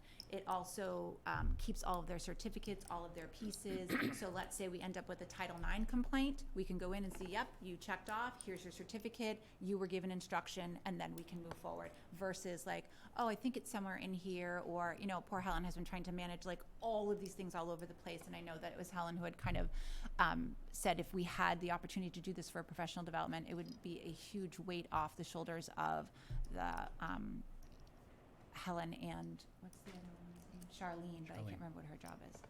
That Charlene. So these are things. So in other words, like we don't have to track down teachers anymore. You know, it's October 15th, and we're still, Helen's still going through finding people and sending emails. We didn't get this from you. We didn't get that from you. So this is something that will do this, which is great. And all of the work inside of there are done with videos that this company puts up. They have the correct ethics video. They are specifically a Massachusetts company. And so we'll be meeting with them later on this week. We just uploaded all of our staff into there so we can get this work. So another piece within there, we had gotten a list from our lawyer, as I'm sure all schools did, of the required trainings. So we sent that to the company and said, these are all the trainings we need for Oxford Public Schools. So we're hoping to see that actually completed by the end of this week. We'll get in there, we'll get to see all the videos, all the stuff. We had all seen sample videos that they had sent. So now this will be a chance for us to see how the system works and how that process works, because we just want to make sure that all our staff I get do. mandated So- training. I might have missed this. Yep. I did miss one of our budget meetings. Was this a line item in our budget? I don't recall. And how much does this cost? This is a grant item, so Okay. this is a grant for PD, so it's used like Title IIA professional development money. So this is within there, and it's about $2,000. That sounds nice and affordable. I'd love to, Yeah, it sounds very affordable. Great system. yeah. Oh, do you Wow. guys have it? We have a similar one, Yeah. that does all the same things you said. Yeah, and we're it- super excited about it. I mean, I know that we have like all our links online, and we have each one that the teachers have to go into. This is a system they log in, and it just keeps track of everything, which is really So a under nice like piece. Title IIA, did Yeah. you say? Yeah, so under Title IIA, yep. I'd love to see that. That sounds cool.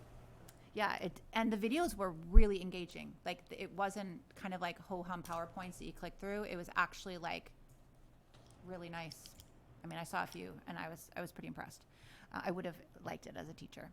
On August 29th, it's our full staff convocation day from 8 to 9, and then we are giving the principals they usually meet with their staff for about an hour and a half as well, doing all of the school stuff that they need to be doing, and then we're giving that time for the teachers to do that mandatory online training.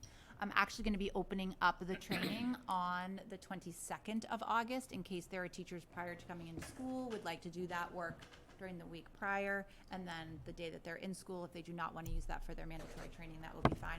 But instead of running professional development, having people in, we're giving them the 3 hours to do the mandatory training, which we know is quite extensive and really important. So we'll be talking about that, and during the convocation, I'm going to go through the step-by-step directions, how to log in, how to get this, and to show how this is a really important piece. I'm also going to meet again, just like last year, with all of our Title I teachers, our interventionists, our math specialists, everybody, to review our MTSS plan, our curriculum development plan, which is also coming up tonight, for our Tier 2 interventions and groupings, how we plan to use our iStation data, how we're going to be using all other pieces as well, and our new MTSS plan, which is a part of the Futures report. That was my section of the Futures report that we were working on. We have an MTSS plan, as you know, for academics, but we need one for behavior, and we need one for SEL. So that's additional information that will be coming, but I'll be, again, working with interventionists too, taking some time, because the beginning of the school year, while teachers are busy giving assessments and getting the information, I need my interventionists to now be back building really good information on how we're going to use this information and how we're going to form these groups and what qualifies as Tier 2, what's Tier 3, and how we make these fluid groups for our kiddos. 3 full PD days this year, September 6th, November 8th, and March 17th. So I'm very happy. I'll be thrilled next year when I can squeeze in a January date as well. And then I will be, one happy girl. We are going to offer book groups as well. We did last year, and this year we will be offering UDL Now, which is the current book that the admin team is reading. Culturally Responsive Teaching, which is what all mentors read, and the admin team read as well. And then Social Emotional Learning in the Brain. This one was the most popular book group by far last year that teachers really said, like, every teacher should read this book. It's so good. It's so good. So we're going to go with teacher recommendation plus the 2 that we know we want that our mentors are encouraging their mentees to read, and then Universal Design for Learning for Tier 1 instruction. Oh. Yes. I had a question, but you just answered it. Universal Design for Learning. Oh, I sorry, didn't know I what apologize. UDL was, that's all. Okay, Thank yes. you. Universal Design for Learning. Okay, then we have our, very excited about this one as well. We got DESE has been offering their MTSS academies, and they've offered new academies in the area of social emotional learning and behavior. So since it is an area of weakness for us that we don't specifically have tier 2 groups for SEL and tier 2 groups for behavior issues within classrooms, we kind of go from like tier 1 to tier 3. We're like in the classroom until we're not. And we've already talked about restorative justice. We've talked about there really needs to be additional teaching for our friends that are regularly, struggling with some all kinds of issues, not just academic. And we do a great job supporting academically, but I would really love to see us, get to move forward in this space. So we got picked up, thankfully, for a 3-year system with DESE. So we're going to have an individual SEL team at every group with a representative from DESE working with each one of them so they can build up our MTSS system for behavior and for SEL. So we are really thrilled. We had a lot of teachers that were like, I absolutely want to do this. I had put it out to the whole staff before I signed us up, thinking I want to make sure that our teachers are in, and we had an overwhelming response at each building saying, yes, I would absolutely love to be a part of this. These particular groups of teachers will get additional PD. They get additional day a month. It's not a full day. I think it's a half day that their trainer comes out, works with the group, teaches them some processes, and then they work with the staff. So again, I'll need some staff meeting time as well for them to be, integrating and working in. But what we're really trying to do is create these strong PLC teams within the building so that if I know that September's on a particular team and I'm really struggling with a kiddo, I can say, hey, I need to have a PLC this morning, and then bring my data, bring my stuff, and say, I'm really struggling with this little one. What has the team been learning that can support me? And I think that that's also another piece that's been lacking a little bit, is that teacher efficacy within our buildings. But we have teachers that are strong in particular areas that have a true love of this, and they are the ones that we really need to start singling out and saying, like, these are like top-notch teachers, and we want our kids to really benefit, and all of our teachers to benefit as well. And again, it's one of those things. Everybody doesn't sign up to do the SELPD, especially the ones that we maybe want to. And so this is another way to say, hey, we've got an ongoing PD any day of the week. You can sign up to me with this PLC. And so I'm really looking forward to it, and I'm happy with the response that the teachers gave. Hang on So, one sec, Tara. yes, absolutely. Mr. Burke. Just on the SEL piece, Tara, and with DESE partnering with us, is there a specific program or curriculum that they're planning on using that we know of, or we've So seen it we yet? have a choice. So they come in and they'll either do one of two things. They will do homegrown, which is something we're kind of thinking about, or they will do PBIS, which, again, it's really thinking through what works best for our kiddos within our system. We're kind of thinking a hybrid already, to be truthful, and these match also our school improvement plans, which have to do with that, having those core values that we want to move up through all 3 schools. So we're learning how to be respectful in kindergarten, and respect in the hallways, the bathrooms outside looks like respect in the hallways, the bathrooms, and outside when we're in high school. And so it's really getting them to get that up, and with each team having the same instructors. DESE themselves hired a really great company that's coming in to deliver this work, and I'm just thrilled that we got chosen to do this. So that's really all I know right now. Okay. When you say homegrown, is that the name of a program, or are you talking about No, homegrown? it's like homegrown here. Okay. Like we might say, like, hey, this I is don't wanna something go we want Google to it do if for it's not just an actual thing. Oxford. Like, oh, we're pirates, so we want to do Okay. this, and this is the places that we want to do. So yeah, I don't know. I love a program as a base, but I love to have the flexibility for the students that we have within our space, because we're a unique school system than everybody else is. Like, one size fits all doesn't work. So what's going to work within us? And this company is an expert in both areas, helping you grow or helping you start with a PBIS system, training our teachers and working that way. So each one of our teams has to have an administrator on it, and our principals have agreed to do that. They also need an upper administration, which the superintendent has elbowed me out. He has requested that he be in on this, because as well, we're just like really, really excited to have this. So we need big decision makers at the table. We need principals at the table. We need every type of teacher at the table. And so we're happy to get this up and running. So Awesome. I actually can't wait, but Hang on one second, Mrs. Trainer. Mrs. Griffin? I was wondering, so how did we get selected for this grant? Is it a technical assistance grant? Is it something that we applied for? How did Yeah. that come about? yeah, so you apply for it. So it was actually a special ed teacher at the high school who had been on DESE and was like, hey, I found these MTSS academies. And it came through Kristen Miller to me. And she's like, oh, have you heard of this? And the truth was, I hadn't. Now, I worked for MTSS Literacy Academy. That's where I came from. And I worked for the Inclusive Practice Academy. So I knew about those. And then, but this teacher happened to have been searching for some great SEL strategies, wanted to see what DESE had going on. And it was like, surprise, we have 3 new academies. So I thought, well, let's apply. We've been accepted before. We were accepted into the math and to the literacy academy. So I thought I'll give it a try. And I was just brutally honest that we don't have a system. We are starting at ground zero. So whether it was because we were starting at ground zero and I had admitted that our academics was in place due to being a part of the literacy academy, that we had been successful with the academies before. So I don't know exactly how or why we were chosen. It was not based on the students or attendance rates or things like that. I think it was just based on schools applying and what they were able to provide. Well, thank you for doing that, and thank whoever that teacher was that advocated for Yeah, it. it was Bless them. Brianna Ajamian. It was God awesome. bless her. Yeah, it came through at like the exact right time. It's like, you know, you get what you need when you need it. And it was like perfection. You just met with Futures, just was like, I don't know how we're going to pull this off. What are we going to do? And then up comes this like email like, hey, and I was like, no way. Look at DESE opened up academies. So there must be a lot of us that are out there. You know, not many schools have behavior interventionists that are doing these behavior groups, right? A lot of pressure goes on to our guidance counselors and our adjustment counselors to handle very large caseloads. So we're just happy to now have a team in place and to know how to best support our teachers and really our students. So it's a win. It's a huge win. Feeling good? Yep. Okay. We also have, wait, sorry, one second. What did I write here? Oh, district-wide initiative to determine core values. So this has to do with the one that's right above it. So whether we do a PBIS piece or whether we do, you know, a more homegrown what makes sense for Oxford piece, this is where we really need to have core values. And we really need to be pulling these through so that we can be talking about respect.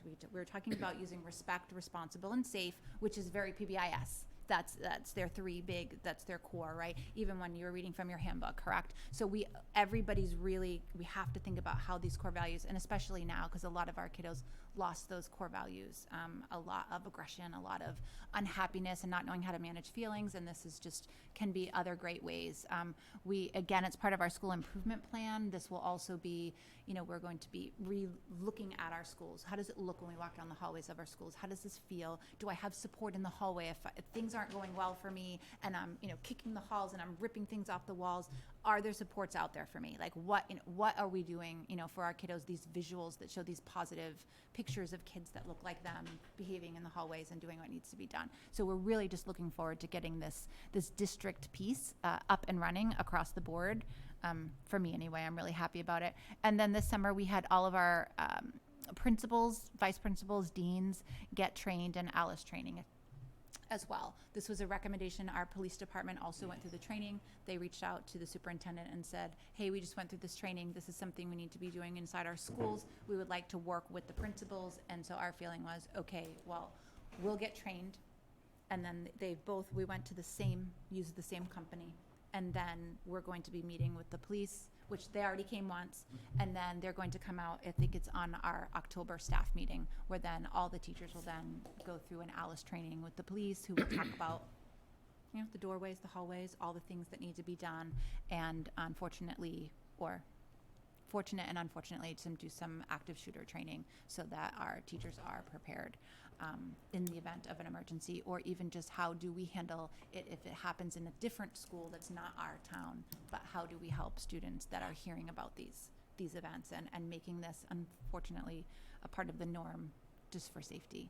So that was our last, that was our summer piece, and all of our principals and vice principals were awesome. They took their summer time and took the course. And so we're just super appreciative of that as well. We thank them for that time because everybody's slammed. It's August.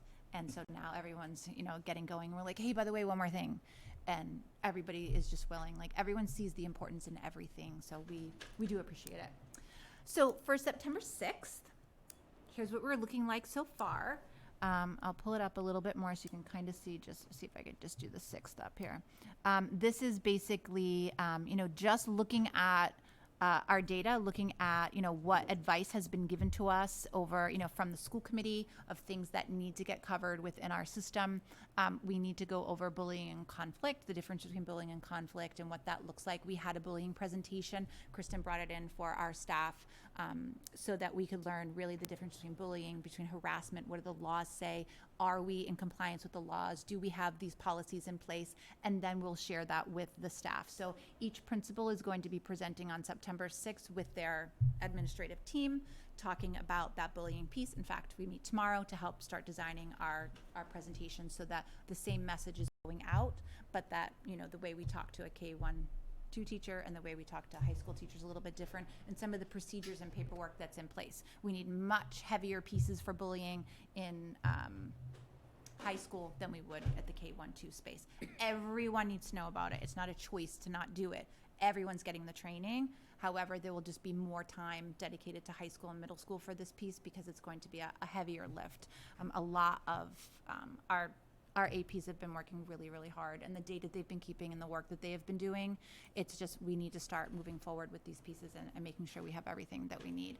In the meantime, too, I have updated our MTSS and DCAP so that it is fresh, clean. You'll look at that again tonight, and that will also be presented. I will be presenting at all the buildings, so that way there is consistency amongst them all. It is the same document that's going out to everybody. It has very specifics for each building, along with generic, what these terms mean, what we're talking about.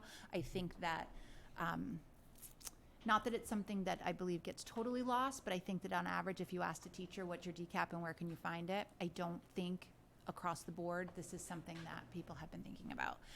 And in my world, it's inclusive practice. And if you are not following these, that it's just going to lead to issues down the line. And are you aware that a lot of the things that are listed there are all the things are expected behaviors of a teacher, so that when we come to the table, when we say we've been working with students, have you been following the DCAP? And here are hundreds of suggestions that I have to say were put together by Mary Beth Karsak and Christy Boss. Outstanding document. So I was able to just clean it up. Like, it was beautiful. I couldn't believe it, but it was buried and I didn't know where it was. And I had to ask colleagues like, hey, can someone find this for me? And just to kind of to see where it was and see what was going on. So we have, like in Oxford, I find we have a lot of great stuff. It's just, you got to ask around to find it. And this is where we just need to start making things more public. So this year, there'll be some of our trainings that are absolutely mandatory and some places where they're a choice. So then you can see on here that the middle school and high school will have some choice. So we have, again, the 504 updates, but if you're an IEP teacher, if you're a guidance counselor, if you're an adjustment counselor, you're going to 504s. For people that maybe don't need that or feel like, or they just went to it last year because we offered it last year. But again, there are changes this year to 504s, which will, again, make very clear to our staff. It would be really great if you were there. We also have EL strategies, which we need to be offering. As we know, all the time there has to be an SEI or English learner strategy piece because people need that information. And then also we have a presentation coming in on race and gender. Again, just how to inclusive language. It matches with our DEI and what DEI is looking for. I met with the instructor. She came in. We talked for about an hour. She teaches for FREC. She is the person that does a lot of that that specific genre work. She brought in her materials, she brought in information for me. We really talked about what we need as a staff and as a whole. And so I'm really, really excited for her as well. This is also something that our middle school and high school teachers have been asking, but we, you know, all the way down through kindergarten, we have lots of all kinds of friends, and we just want to make sure that we are including everybody all the time and that we're just aware of the way that we speak. And I think, you know, there's a lot of great activities that she has that will kind of help us catch ourselves to make sure that we're doing what needs to be done. At OMS, the large majority of people will go to the Mind Up training. This is a new SEL program. Last year we tried Edgenuity during the WIN block. It wasn't very successful. I think you and I both know that a child sitting on a computer going through an Edgenuity course to learn how to be social, you know, learn about social emotional pieces, you're not even being social when you're doing it, so how are you going to learn these social skills? So we tried. It was the very best that we had at the time. We had already paid for Ingenuity. It was like, hey, why don't we use this program that they had? And you know how everything online has this awesome sell. It sounds amazing until kids click through it in 3 minutes and are like, I did it. And we still have behaviors in our schools, and we couldn't, in good faith, say we had solid Tier 1 instruction. So with the help of Krista Miller, again, we reached out. We have this Mind Up program. It is a program that I had used myself my last few years of teaching. It is very specific teaching about the brain and how the chemical reactions inside your brain that create this. So in other words, I'm not a bad child. I'm not a bad person. I'm having a hard time regulating the chemicals in my brain, and my amygdala is freaking out. Like, they use all the terms for the brain so that they realize, like, this is something that's happening in my body and that I'm not exactly in control right now, but I need to recognize what that feels like, and I need to kind of step outside of that versus, like, you know, a red behavior versus a blue behavior, which is, you know, other programs use colors. This is one that's, I appreciate it. I really liked it. We also met with the trainers. I thought they were really kind, really great. So the large majority of staff at OMS will be trained in this, as many human beings as we possibly can. And then they will go through the lessons. Kids will have so in their WIN block, they used to do 1 day of academics and then 1 day of SEL kind of work, and now it's actually going to be a 2-day, like 2 days of SEL and then 1 day of academics.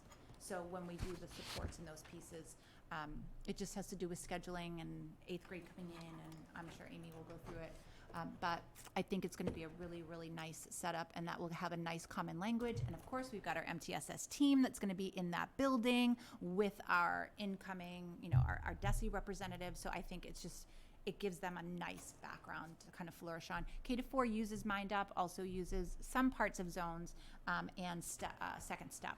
So they have, like, they kind of mesh it all together because they go to a mindfulness class, so they have Tier 1 instruction within their rotation of their specialists. So a little bit different down there, but the kids will have experience with Mind Up K-4. Now it will go 5 through 8.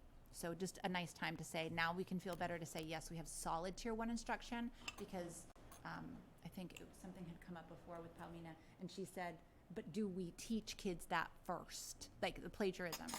Where can we say that it was taught in Tier 1 before we hold a kid accountable, call them, you know, inappropriate, you know, names of, like, you're cheating or you're lying, and a child being like, what are you talking about? I was doing group work with my group, right? And it's a different feel. And I think that that's where, you know, again, we have to say we have solid Tier 1 before we can start punishing kids or pulling kids out or saying you need additional Tier 2. So we have to see Tier 1 not be successful before we hold the child accountable is really a good piece. So that is going to be for our September 6th for the afternoon. We will be doing, there will be some choice. Again, not so much at OMS. That is our trauma training, our crisis and de-escalation. I think its initials are CIP? Crisis prevention intervention. Okay, CPI, so I was so close. CPI, again, this is important training, especially for our special ed teachers, especially for our sub-separate, but just in general. We need this trauma-informed education so that we all can have that trauma hat on and know what it is that we're talking about. So that will hold through for the middle school. The high school will then be getting it the following. So it takes about 2 hours to 2.5 hours to get the full training. We have 2 in-house trainers, and they will be handling that work for us. And then again, you can see that there are other pieces for SEL, for our, on the far right column, We have some content area with ST Math. We have Breathe for Change. And then we also have something for our co-teaching teams. We have a co-teaching model that started this year in the first grade at Chafee. And now we will have additional co-teaching teams. And it's going to be a program that grows and grows and grows and grows. So a company called Firefly, they come in and they do that work. So Kristen sets that all up for us, and the teachers have already started. So they started in the spring, and then it's going to continue on. So they know who their partner is for next year. They've already started working with their partner. You know, they have the summer to kind of chit-chat about things, and then on September 6th, they'll be back at it together, getting additional instruction for the different co-teaching models and how we can have effective partnerships. On the left for our high school, they have AP, the Mass Insights will come in. We have an assessments piece that's coming in. Actually, it's a former teacher, Kathy Looney, will be coming in to do some consultant work with our math teacher. She's going to work specifically with formative assessments for grades 7 through 12. And then once we have that complete, we're going to loop in the 5th and 6th grade as well. So we hope that by November, once we get the common formative assessment going with our math from 7 to 12, that then we'll loop in 5th and 6th, and they will be doing that as well. So we're going to look at using the assessments program, which is a free program. The only thing you would ever have to pay for is their professional development, but it turns out that we had someone that actually helped to develop assessments, lucky enough that is going to come in and be the consultant for us. We have teachers that'll be working on the civics project development, and then Breathe for Change will be an option as well. All of these things are going to pop up again in the next day. They're just going to kind of reverse out for which schools get which one, because we don't have, we can't have more than 40 people in the crisis prevention training at the same time. So it's not just about going to the training, it's a limited number of people that can be in it. So that's why we have to be like careful about how many can be in and out and how many times we can offer it. We have a district-wide PD for the first time. Well, since I've been here, it's going to be on child trauma and its impact on development, practical strategies for school professionals. This is a lot of the acting out behaviors that we are seeing from, you know, from our littlest kindergartners that are spending the large majority of the day very cryy, very weepy, to our older students who are acting out and behaving in ways that they typically wouldn't, you know, walking out of classrooms or behaving rudely to an adult, which is not typical behavior of a lot of the kids. So we're going to talk specifically, a group is coming in, then we're going to break up into subgroups by grade levels or departments if you're at the high school, and then get additional work. Again, this will also be, a lot of this work will also be done with our MTSS groups. So they will be also a part of this. So it's all gonna like mesh together. It's together in here, and then just how it like works out, getting everybody together on the same page. Then you can see for OHS, they're going to de-escalation training that day. OMS is going to continue with Mind Up training. Chafee and Barton are going to continue with some iStation training. And then there are additional options for people who possibly need them. There'll be Breathe for Change. There'll be additional English language learning strategies, and inclusive practice will also be offered as well, so that we have the different categories of spaces where teachers really need to gain that knowledge and that information. March 17th is partially planned. I'm leaving slots open. So once we get feedback from the first 2 days, then determine what's going to pull through. Some is already going to pull through. Trauma training is going to pull through. It will be at all 3. And the Breathe for Change obviously will be at all 3. And then EL strategies will be at all 3 as well. And then we'll decide what's the special ed offering going to be, you know, what are the other pieces. Nurses are going to do separate training as well. They are doing an online program. Amy Granette is heading that up, and so she has taken charge of these pieces. There's a particular training certificate that they need in a certain amount of hours, so we're signing them up for whatever it is that they need, and their instructors will come in and handle the nurse aspect as well. So I don't want to go too in depth of this. Again, I can easily get you a copy of these things, but these are then like descriptions of a large majority, who the presenters are, and then what topics for the PDP area that they're getting their professional development in. And again, just because I say it's an educational issue and topic, that's how I see it. But if someone says, well, this is pedagogy for me, or this is, you know, an SEL practice, although SEL isn't listed specifically, but if they wanted to put that in, then they could say, you know, those spaces. But it's, again, we want to hold teachers accountable to what they know that they need. They need to take that professional space to say, like, I'd love to go, they're like children, right? I'd love to go hang out with my friends you know, at this one, but the truth is, I need more work with 504s, or I need to get better versed in the IEP process. And so those decisions that we kind of have to make. Got to put our big kid pants on and get out there. So this is all of the additional work. So it just, you know, it's the links, it's who's delivering the instruction, the information that's here. But I did want to scroll down and get to our last one. Oh, our staff meetings. So within our staff meetings this year, there were some that were written specifically into our school improvement plan. So any of them that say culturally responsive teaching, that is in our school improvement plan. So that goes along with our 5th goal. We said that we would do 3 presentations at each building, one at each building.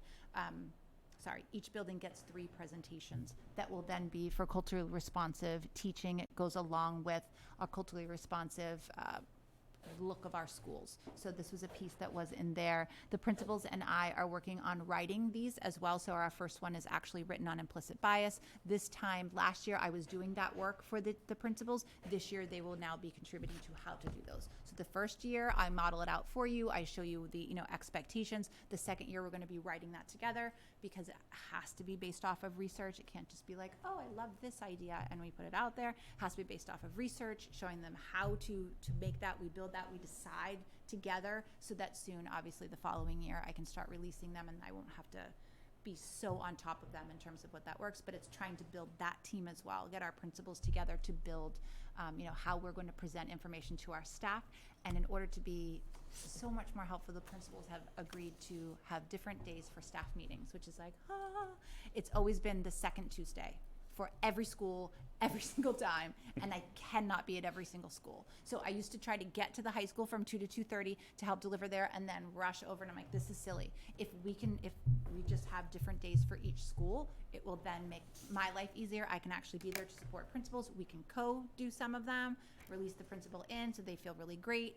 You know, some principals are already like taking off and other principals are really anxious about, you know, certain topics. Some of the topics, like the first one was implicit bias, and one of the principals was very, very honest and was like, I'm just not comfortable saying some of this. I'm like, I absolutely get that. I am fortunate enough, I'm on the DEI committee. We've learned a lot, and I understand that it can be scary at first to say some of the things that we're going to say or do some of the things we're going to do, but it needs to happen. We need to grow. And so I will be there as a support, and I'm just excited to get to co-teach with all of my principals and have them help build the professional development as well. So again, a lot of the stuff that's in here, there's a bigger UDL focus. The reason why is because that's Tier 1 instruction. So we're going to have a very big MTSS year. We're going to do a lot of pressure. Doing the research with MTSS, which I'll pull up right now for us, if 80% of our kids aren't hitting it in Tier 1, it's an instruction problem. And that's hard to hear. It's hard to like internalize that piece. And I think that, like, you know, when we are looking at some of our iStation numbers and, you know, we're at 30% that are hitting grade level, that's a Tier 1 instruction problem. And it's not being rude or disrespectful. That's how the data works. That's how that works. And so we just want to get our teachers there to say, like, okay, so we're all working, right? We're all working on improving Tier 1 instruction. Here's some great ideas. And just really kind of like embracing that we're all instructors and we all can make, you know, simple adjustments that can really make the difference between a child being successful and having great motivation to a child that really had potential, but we weren't tapping in. And so we just want to make sure. So can I jump in there because, Yeah. you know, you stated earlier, you know, you said that there's a lot of good stuff in this district, but it's hard to find or you don't find it. Yeah. So being somebody who's a principal myself and, you know, dealing with the everyday, you know, things that we have to deal with, and being a former principal in this district, I can tell you the issue and the struggle that we have every single day is the application of these things, right? And then the accountability and the consistency with it. And I hear a lot of great things here, and I think to Pal's point of earlier is, we have all this stuff, but I've yet to see, like, at the end of, and again, to Corey's point, I don't want to micromanage because it's not my job, but I do want to ask a question. This particular slide that you had at the end of 21-22 in June, it talked about student goals. Yep. So I see nothing in the PD plan to start or here that talks about how are we gonna take all the data that we had from this year? We have all this MCAS data that we're gonna get flooded with, and what is our plan day one? Because we cannot wait until February to monitor student understanding and see where we're at. So I guess maybe you'll talk more about it in MTS, but, the MTSS Right, well, that part- one is for the mid-year testing, so that's why February says that. So the middle is where is DESI's, one. Oh, I understand Yeah, that's yeah. about the testing, but we have all the data from last year, right? So Right. we still have 90% of our district, because we only graduated 12th grade, right? So Right. we still have more than that. So what is the plan? We have the data, Mm-hmm. right? I haven't really seen, it's great that you're gonna do the decap, and, but Mm-hmm. where is the how are we applying that? How are we holding people accountable to that? Mm-hmm. They did that when I was the principal there. And I remember the special ed director going around and doing it in each building. And then that was it. Now, I was part of the team, admin team, and we didn't really have a vision on how to hold people to that standard, right? So I guess that's my question is, and it's, again, as a principal myself, part of an admin team, we're always trying to figure out how do we apply this? How do we measure it? And then how do we continue to see student growth, right? And teacher growth. So I guess my point, I haven't seen anything really about all the data we have from this past year from the academic. And I'm not saying that social emotional is not important, because it certainly is, but a lot of it is just social emotionally driven. And you're right, a lot of it starts in tier one. You've heard me say that all the time. But to what Becky's gonna have to deal with too is changing a culture. You change a culture of a building, there's probably some good tier one instruction going on, but it gets blindsided because you have 60% of your population that doesn't want to conform. You got to shift that number to that 80-20. And now if you get 80% of the kids doing what they need to do in school, tier one instruction should look better, but that doesn't mean that we don't need to continue to grow it. Right. So I know I've just kind of gone on a tangent. Where are we looking at data? Because that's the one thing I know Superintendent's going to talk about in his findings. That's a big piece for us, I know, as a committee. How are we Okay, looking at the so- data, using the data, and Okay, so I'm gonna informing answer our the instruction? question, but it actually has nothing to do with this. Okay, so because our teacher contract does not currently have a time that I can take, this year I am creating data times. So that what will happen is that every other week, so let's take Barton, for example. Starting the 4th week of September. Okay, so once we have like our data in and the stuff that we're doing, then once every 2 weeks, grade 3 is gonna pull out for 40 minutes and work with me. So that all of those teachers, right, I can't do it during their planning time, can't do it before school, and I can't do it after school. So I have to build time. I have already used up every ounce of our PD time, and I've used up every ounce of our staff meetings. So what happens is I have to create more time. So I'm creating data meetings. So what will happen is that there are staff members who are going to take the entire grade level. So when I'm at Chafee, my gym is open in the morning. The gym is open. So there's going to be a team of people that work with Yoga and Breathe for Change. They're going to take all of the students into the gym, and they will be doing activities that way. The principal will be there, and the other pieces, those will be there. And then the data will then go over with me and the interventionists. So, but I have to build that into the schedule. So that's where the data is going to go. So I'm actually taking it out of here, and I'm doing it in a very tight way so that every team will work in this way. So it will happen at K through 8. And then in grades 7 through 12 for math, I've hired a consultant who will do that work for math, who then will every week will be looking at every formative assessment, because we're going to do common formative assessments in math, and then every week we'll be meeting with each department, like team, because we can't really combine the high school and middle school at the same time all the time just because of the schedules. So then there's going to be someone that comes in and does that specifically for them. So the data is so important that I need more time than this. And I can't take every single meeting and have it be data. So what I need to do is do the data by grade level with their team. So it's not in the PD plan because it's something completely different. This has to become a part of our culture, not a part of a professional development plan. So last year, they get introduced to the idea of data. We're using data to drive instruction. And now this year, we're going to put our money where our mouth is. Now you will use these pieces. You will come to these meetings because I'm freeing up your time so that you can now be with me at this time. We're going to look at the data that we're using. So, and we also have a couple of teachers who have stepped out of the classroom that will also be running this work as well. So we have 2 teachers, one at the kindergarten level, one at the 4th grade level. They've reduced the class size down, and then that person will be running data 24/7 and monitoring. One will monitor 3rd and 4th, one will monitor K through 2, although we didn't have as big as an issue at K through 2 because our numbers were pretty good towards the end of the year. The truth is, they will be run at data meetings. Because Chafee has 3 grade levels, it can't be every other week. I can't pull that many places. So as it is, when we do it at Barton, that's 32 times that I need teachers to pull the entire grade level. That's a lot. But that gives grade 3 16 times that they're meeting as a data team, as a whole team with their interventionists and special ed teachers, which is extremely rare to have that opportunity.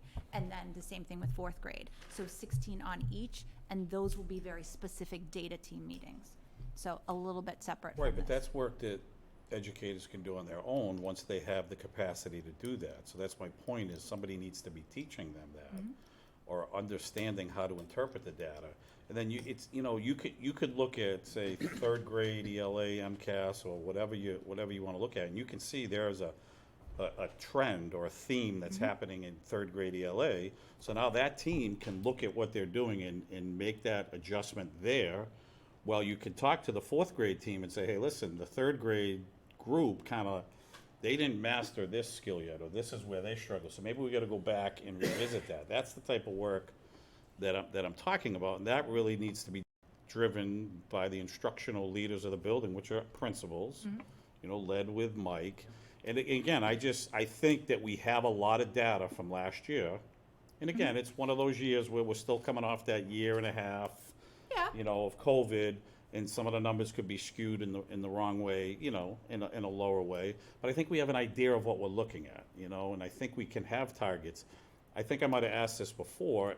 In years past, we used to have a faculty meeting and a department head meeting. So there's still 2 meetings a month? Yes, yes. Right, so now that's a whole other 10 hours, right? Because you're just taking the 10 hours of the, we used to have the faculty meeting the 2nd Tuesday or whatever, and then the 4th was the department. So you really have another 10 hours to really do some of that work early on in the year. So again, I'm not trying to micromanage, I'm just trying to use some of what I've learned from here, what I learned in my own job, and I just wanted to share that, so thank you. Yeah. Last year, the problem was that time was the same for every person. So it was the 4th Tuesday of the month for every staff member. So there wasn't a time to train anybody or to help out each grade level because everybody, there are 30 groups that all met at the same time. But And you so- have experts in these buildings, you have department heads. I mean, that's part of the department head work, that's part of their job description. So you can target them and have them train the teachers in their departments. I just think there's a way to do it, and again, I think there's great stuff, there's great choice.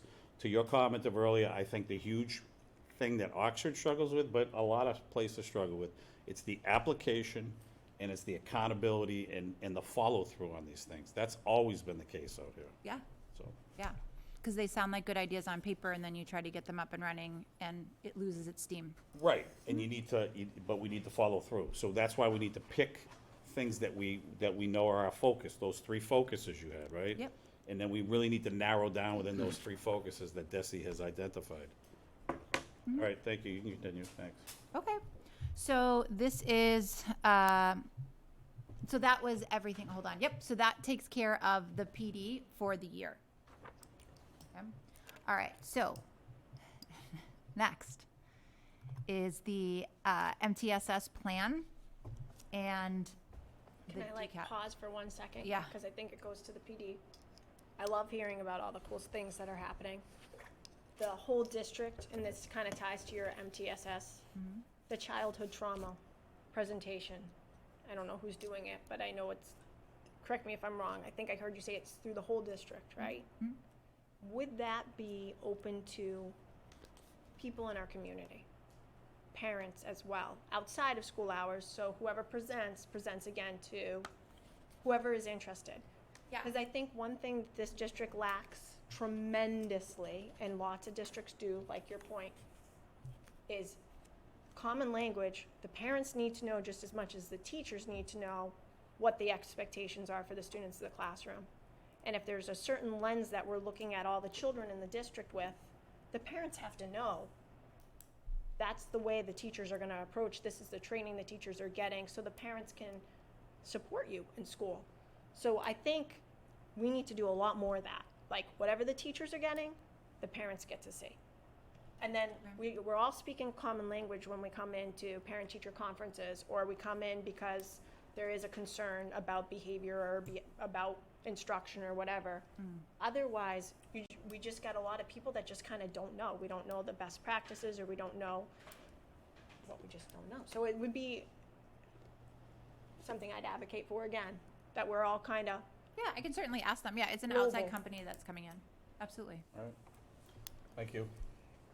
All Mrs. right. Forbes. Oh, Mrs. Forbes. Trying to catch your eye. So I love that idea. Yeah.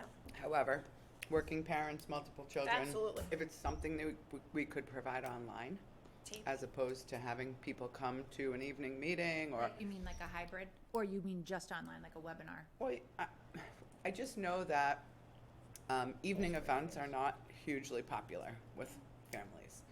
So I think having it available at their convenience, meaning it would be not hybrid, just online. Let's let Okay. them know that it's there. At their convenience, they can go and look at that. Oh, so know you what I'm mean like a saying? recorded video? Correct. So that they're hearing what the teachers are hearing, but they're not required to be here on Wednesday night from 6 to 8. Oh, That's the hard piece, I think, for people, is getting out in the evening. We've got sports, we've got 5 kids, or, whatever.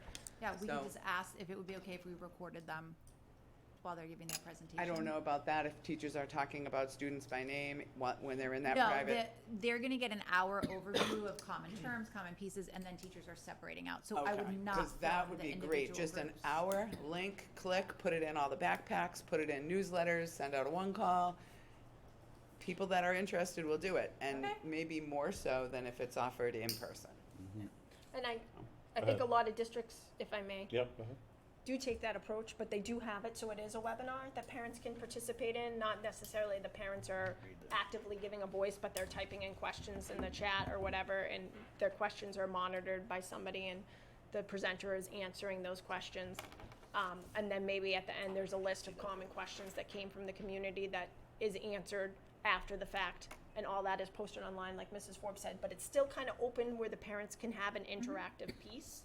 I think that would be huge, and that could go, again, through the CPAC, these are all the different ways that most communities really have that outreach that I think we could aspire to.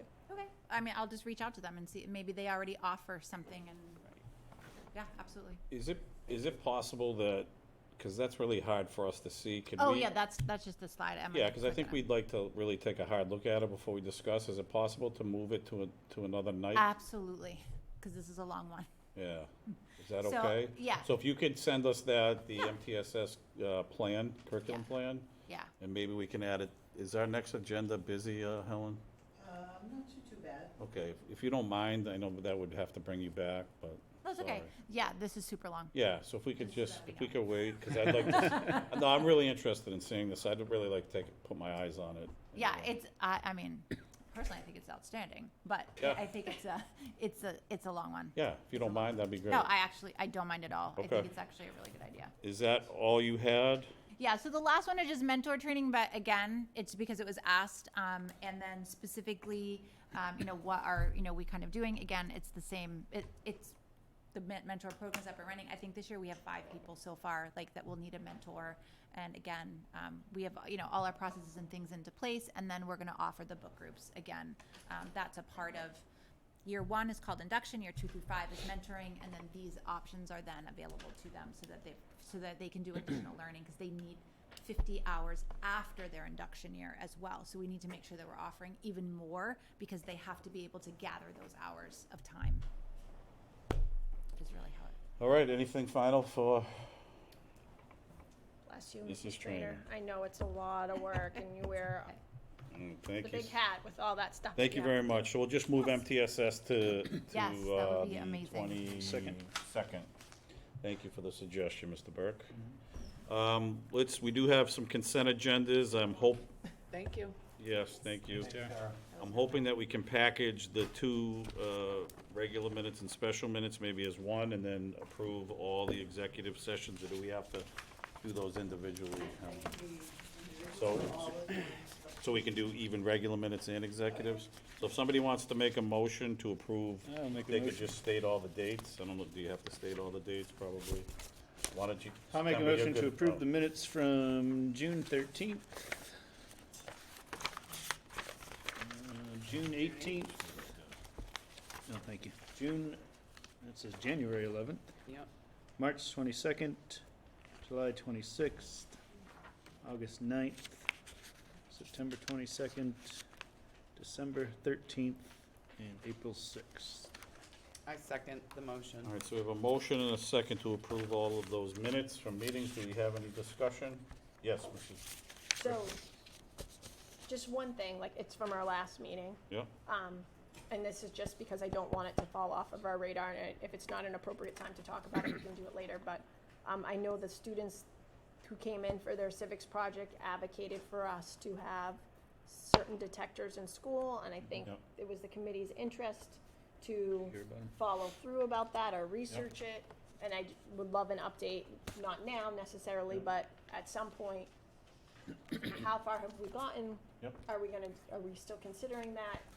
Or, that's all. so I actually have been in email contact with Gwen Gustafson, who was one of the Yeah. students and reached out. I asked her to give me the email address of the gentleman, and he never got back to them, so I asked him to email, but I emailed Gwen just recently, probably a week, 2 weeks ago, to ask, or a week and a half ago.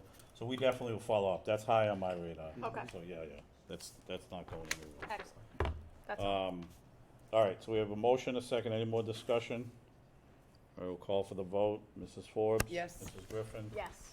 Burke? Yes. I'm a yes, 4 yes, 1 absent. All the consent agenda meeting minutes are approved. Central office reports, business office. Mr. Ledoux?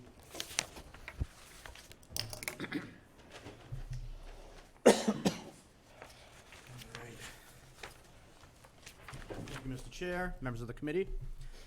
As part of your packets for this evening, you should have received the list and pictures of all the items we've received from our administrators that they would like to surplus. So we are looking for a vote from the committee to surplus some of these items. Having reviewed these lists, a lot of the items to me look like they need to be thrown away. Things, really don't have any resale value or in very poor condition.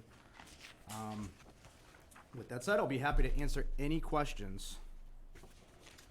You know me, Yes, you first. unless anybody else wants to. No, go ahead. No, go ahead, Hal. So it's hard for me to tell, like, some of the pictures, it's very clear, and I'm like, yeah, that's definitely poor. But the file cabinets and things like that, it looks like they're just file cabinets that maybe could be used in another building, and I hate to see those go. And again, this is one thing that I'm very uncomfortable with doing annually, is these surplus things, because once we just get rid of them, then I hear later, we need X, Y, and Z back, and it's hard sometimes to gauge, for me anyways, is this really poor without seeing it in person, and like walking through and seeing all these lovely resources we have, and I sometimes get concerned that other schools might not be aware that there is a surplus of file cabinets, or a surplus of certain things that might be like, not poor, but like, it's okay, just somebody wants something new, so it goes into storage and they get something new. I don't wanna see us not using things that can be used. Even if it goes to the town, or it goes to the police department, or it goes to another Department of the town. department, So, thank you. so in we're our talking community. about just the OHS stuff, correct? We're talking about the full list. I believe IT had submitted a full list of computers. High school did have some broken furniture. Yeah, so that's what I'm looking at now. So it seems like Mrs. Griffin's referring to some of the cabinets in this first packet of And I pictures. look at like even the shop, it looks like, I could be mistaken, that some of these pictures are taken from our wood shop, or I don't know what the, what, Yes, Mr. Yeah, it Rivera. says right there, Kyle. Kyle, I think if you That's look where at, they're stored. yeah. if you look at, not the pictures, but the reasons for disposal. I know it says poor, but Well, again, the file cabinet does say broken and again, for that one. There are some that I would agree with you that do say not needed. and it's hard for Might me wanna to look like, back to determine broken. And I guess this is where I might have a lack of trust, that things are truly broken, and they're truly, I mean, like, we give away so much each year, it's hard for me to think that all these things are broken. If all these things keep breaking, that we're surplusing, why are they all breaking? Like, They're 30 years old. yeah, but you know, Who do we not trust? I'm sorry. I can just, I would just like to add, speaking I of got the- issues, I got trust issues. Well, Okay. I'll be But just- transparent, I mean, I just, being in a building, pal, where I like to that see I'm things, in, that I yeah. know we have no space, believe me, I would have to I trust don't the know, fact that I they're feel just like we not have looking to space throw around here. stuff. Yeah, there's, a lot of these buildings are tight. I guess what you could, has everybody in other buildings had a chance to look at what's being surplus and do they want it? Yes. I mean, some, The administrators were given the directive to bring these forward, they were told to run them by the other buildings first. If anybody needs it. So people have had eyes on it. I mean, I know this is kind of in our purview, money-wise, but I'm of the belief I'm gonna trust our administrators and. some of it yes, looks like Mr. garbage, Forbes. some doesn't. No, and I agree with that, but I also want to say, I go back to that, look good, feel good, do good. I don't want a really horrible filing cabinet in the classroom where students, like, oh, that's what we're worth, that old dented, broken, 30-year-old file cabinet, because they're, sorry, too cheap to buy a new one. They might work Like- better than the new ones, I'll be honest with you. I know, but you know what I'm saying? Like, we've got Yes, to put our yeah. best foot forward visually. When parents come into a classroom for a teacher's meeting, I don't want them looking at that, quite honestly. When I went for a teacher's meeting in a class in this room, in this school, I was horrified at some of our equipment, and it's embarrassing that my student is in that classroom and doesn't have the drawer or the door that belongs on the cabinet. So we need to put our best foot forward, and most of this stuff looks like junk, and I can tell you, there is a lot of junk in this building, in a room downstairs, and a year ago, was looking for a file cabinet, and the first thing I did was go to Justin and say, is there anywhere I can go to look to see if there's any freebies? Which is what I got.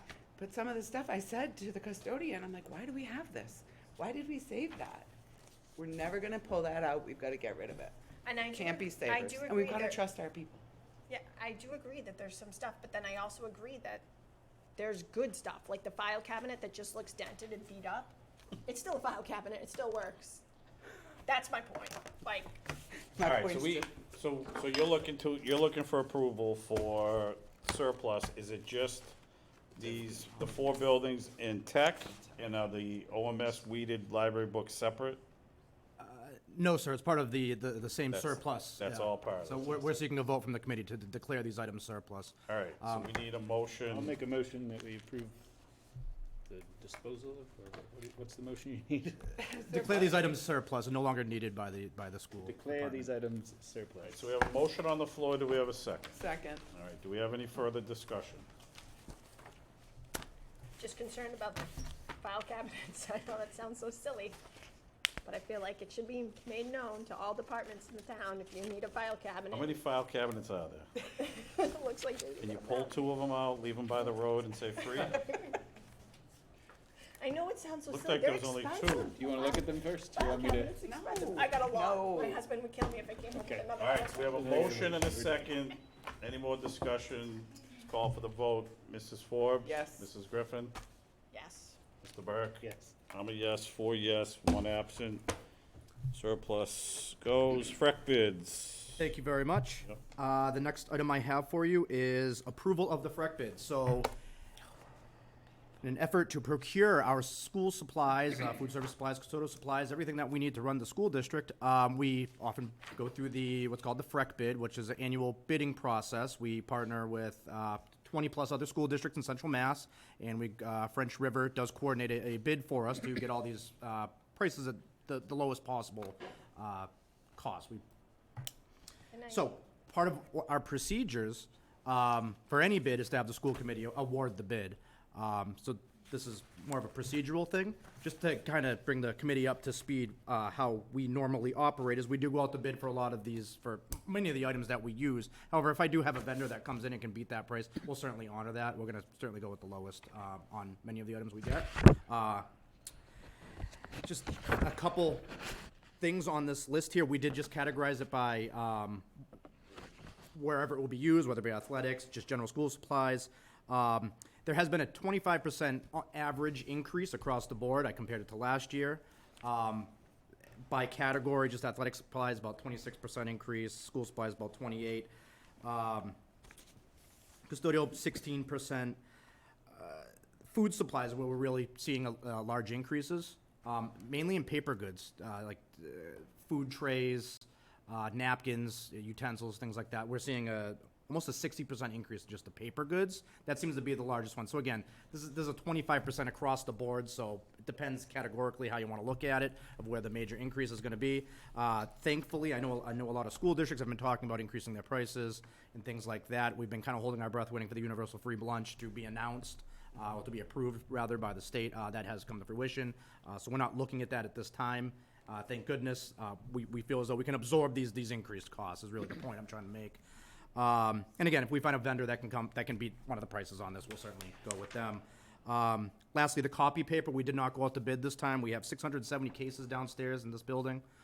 We don't feel at this time we need to procure paper, and plus, given the cost, we're hoping it comes down as fuel kind of comes down, because that certainly impacts the cost of everything when fuel prices are high. All right, Mrs. Griffin? I feel like I jumped the gun. I'm sorry, like I didn't, the weeded books, like did we just also, We approved it. That was okay.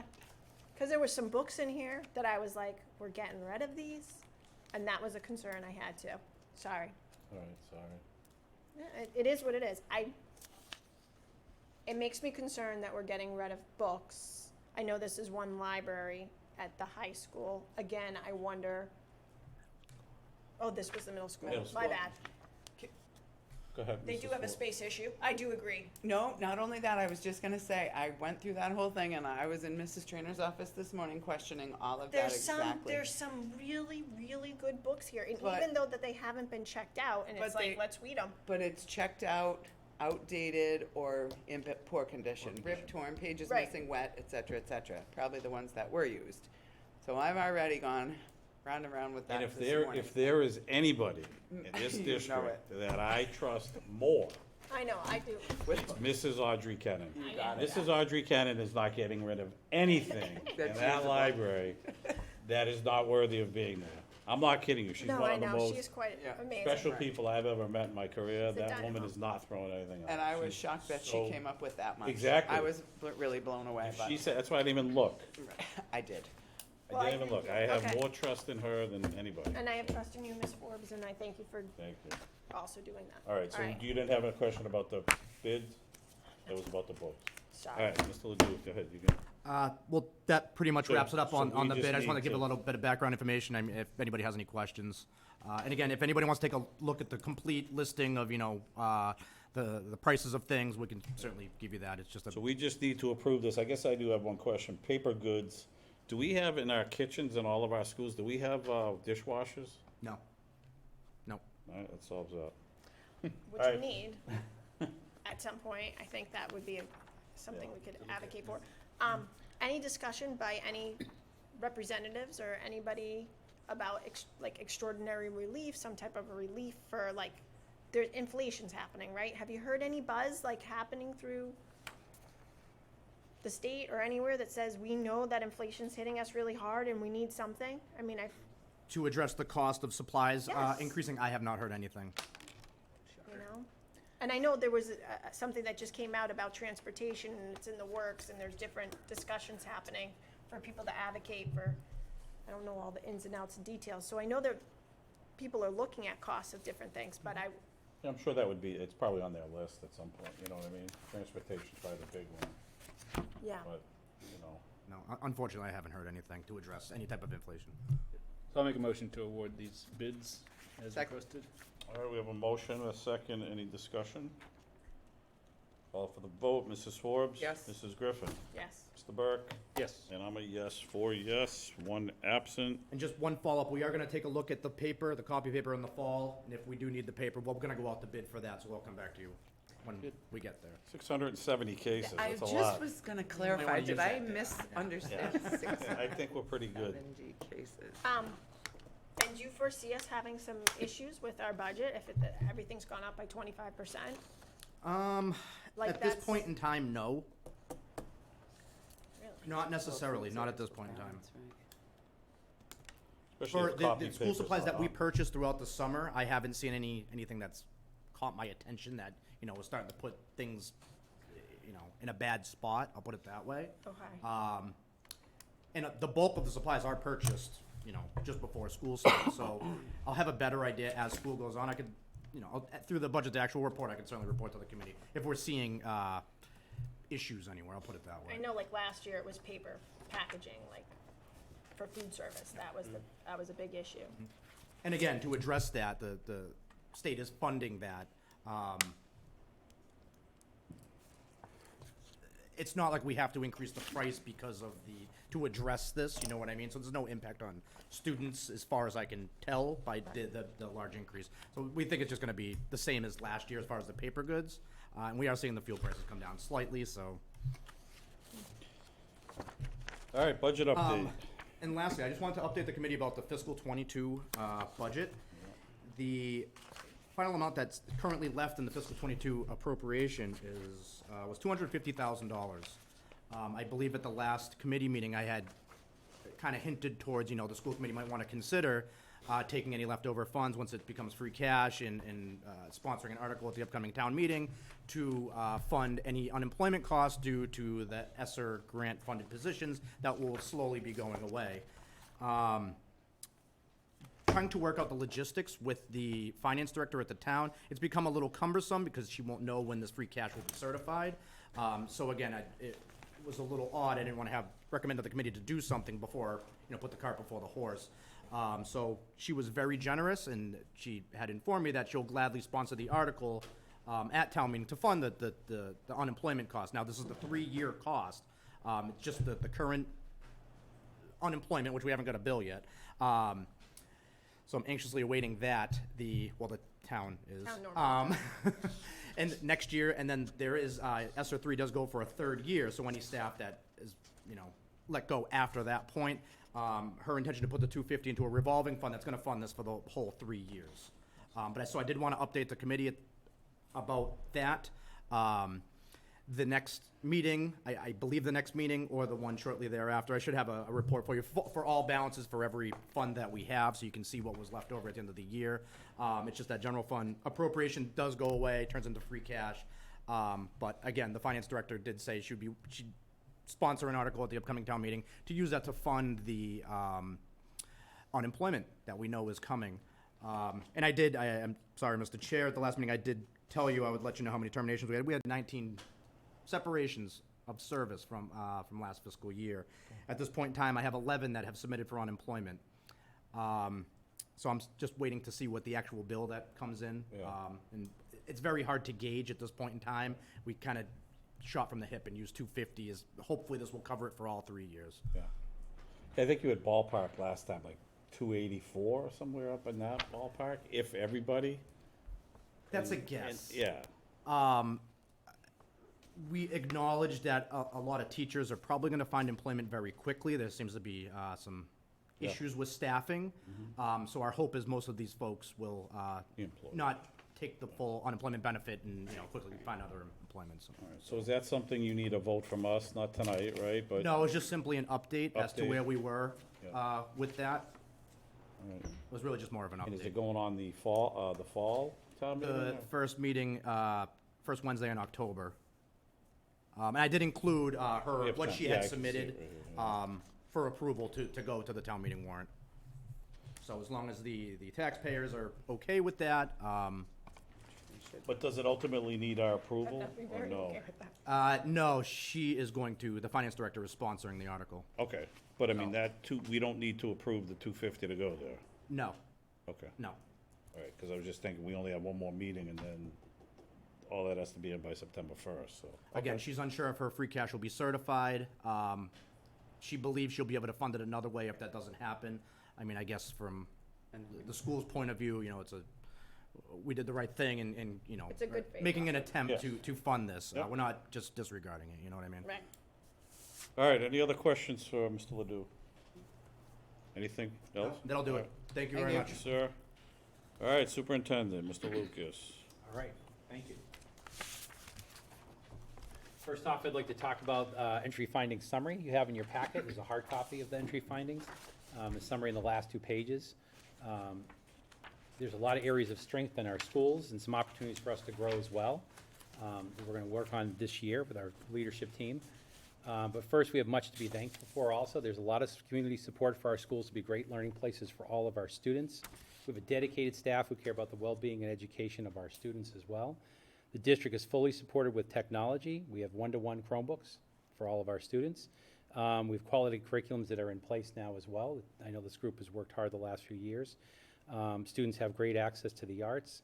Our high school has an award-winning NJROTC program. It's very visible in town. There's a lot of activities for our kids, variety of AP course offerings, and we have competitive and well-supported athletic programs at the high school. So a lot to be thankful for. But we also have some opportunities for growth as well. These will be our focuses again for our team this year. A lot of it we've talked about tonight, the earlier presenters.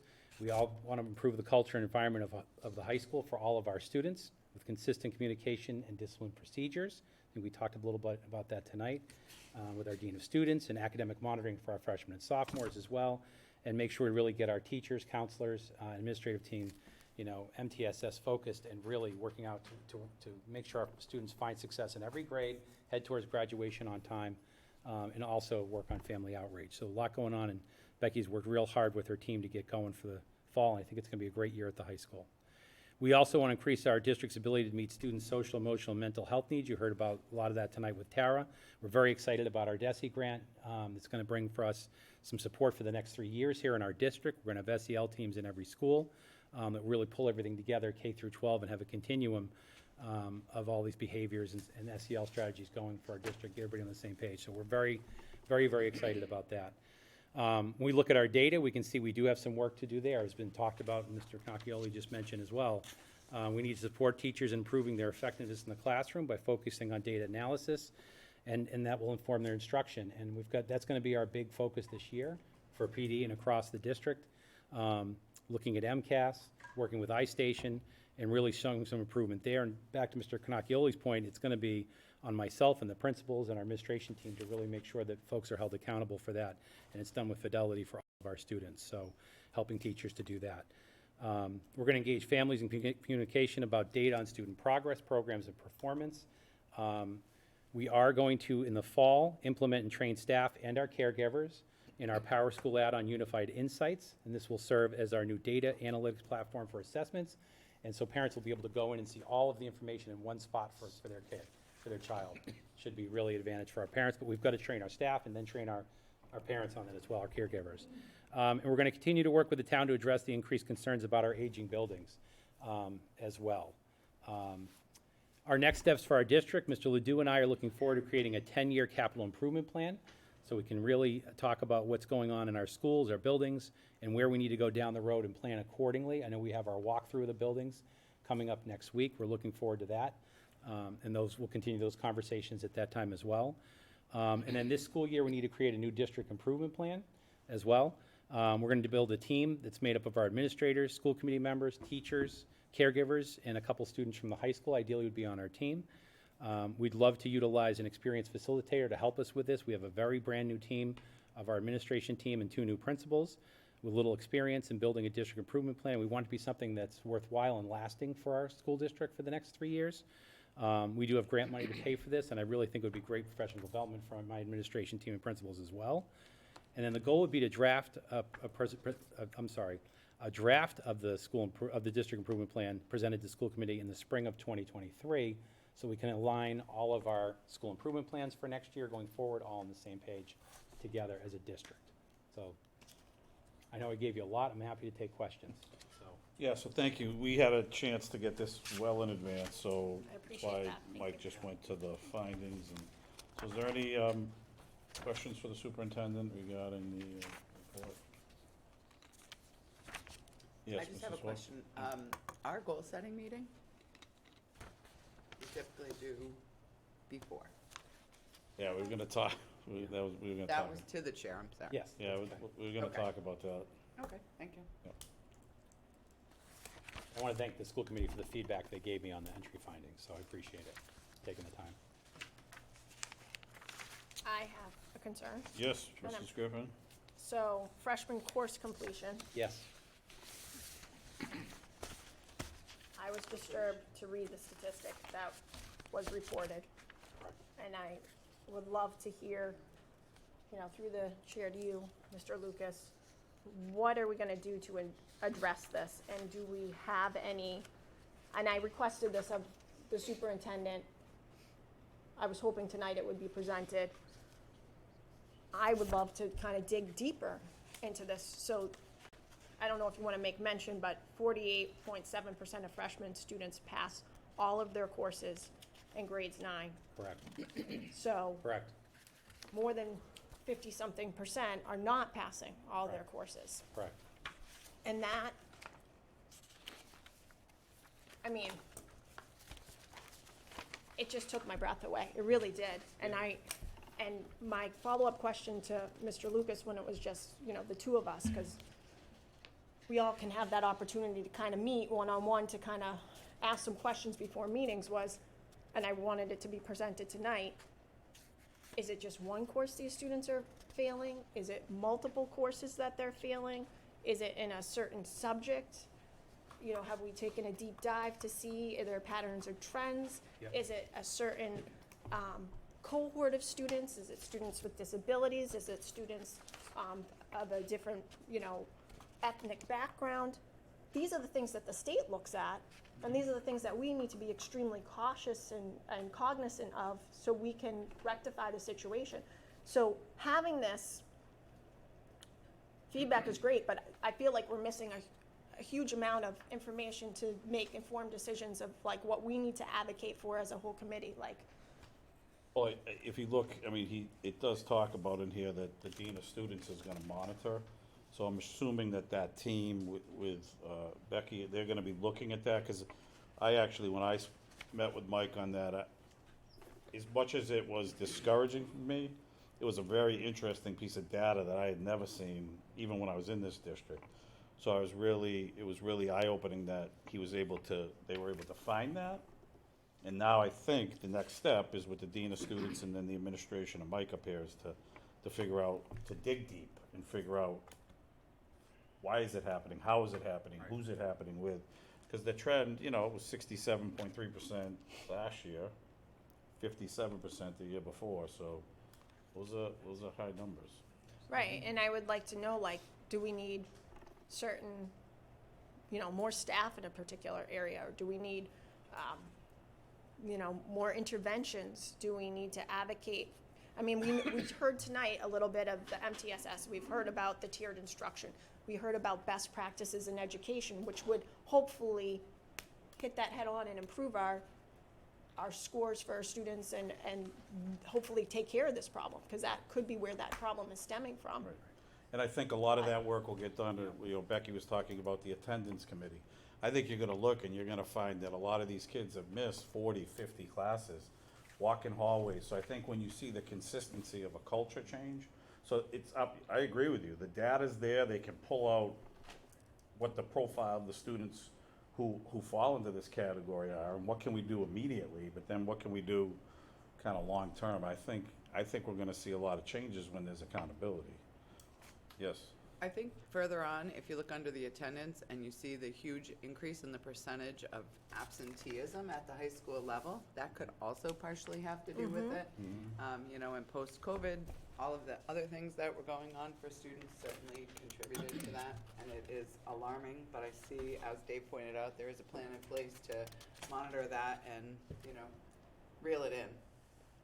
Hoping that this will be a more typical school year for everyone, and the additional accountability and the attendance requirements and other things being enforced that may have been a little lax in the past few years, not just here, but statewide. Right, and to Mrs. Griffin's point, once the team looks into this, we're gonna need the leaders to come to us with stuff.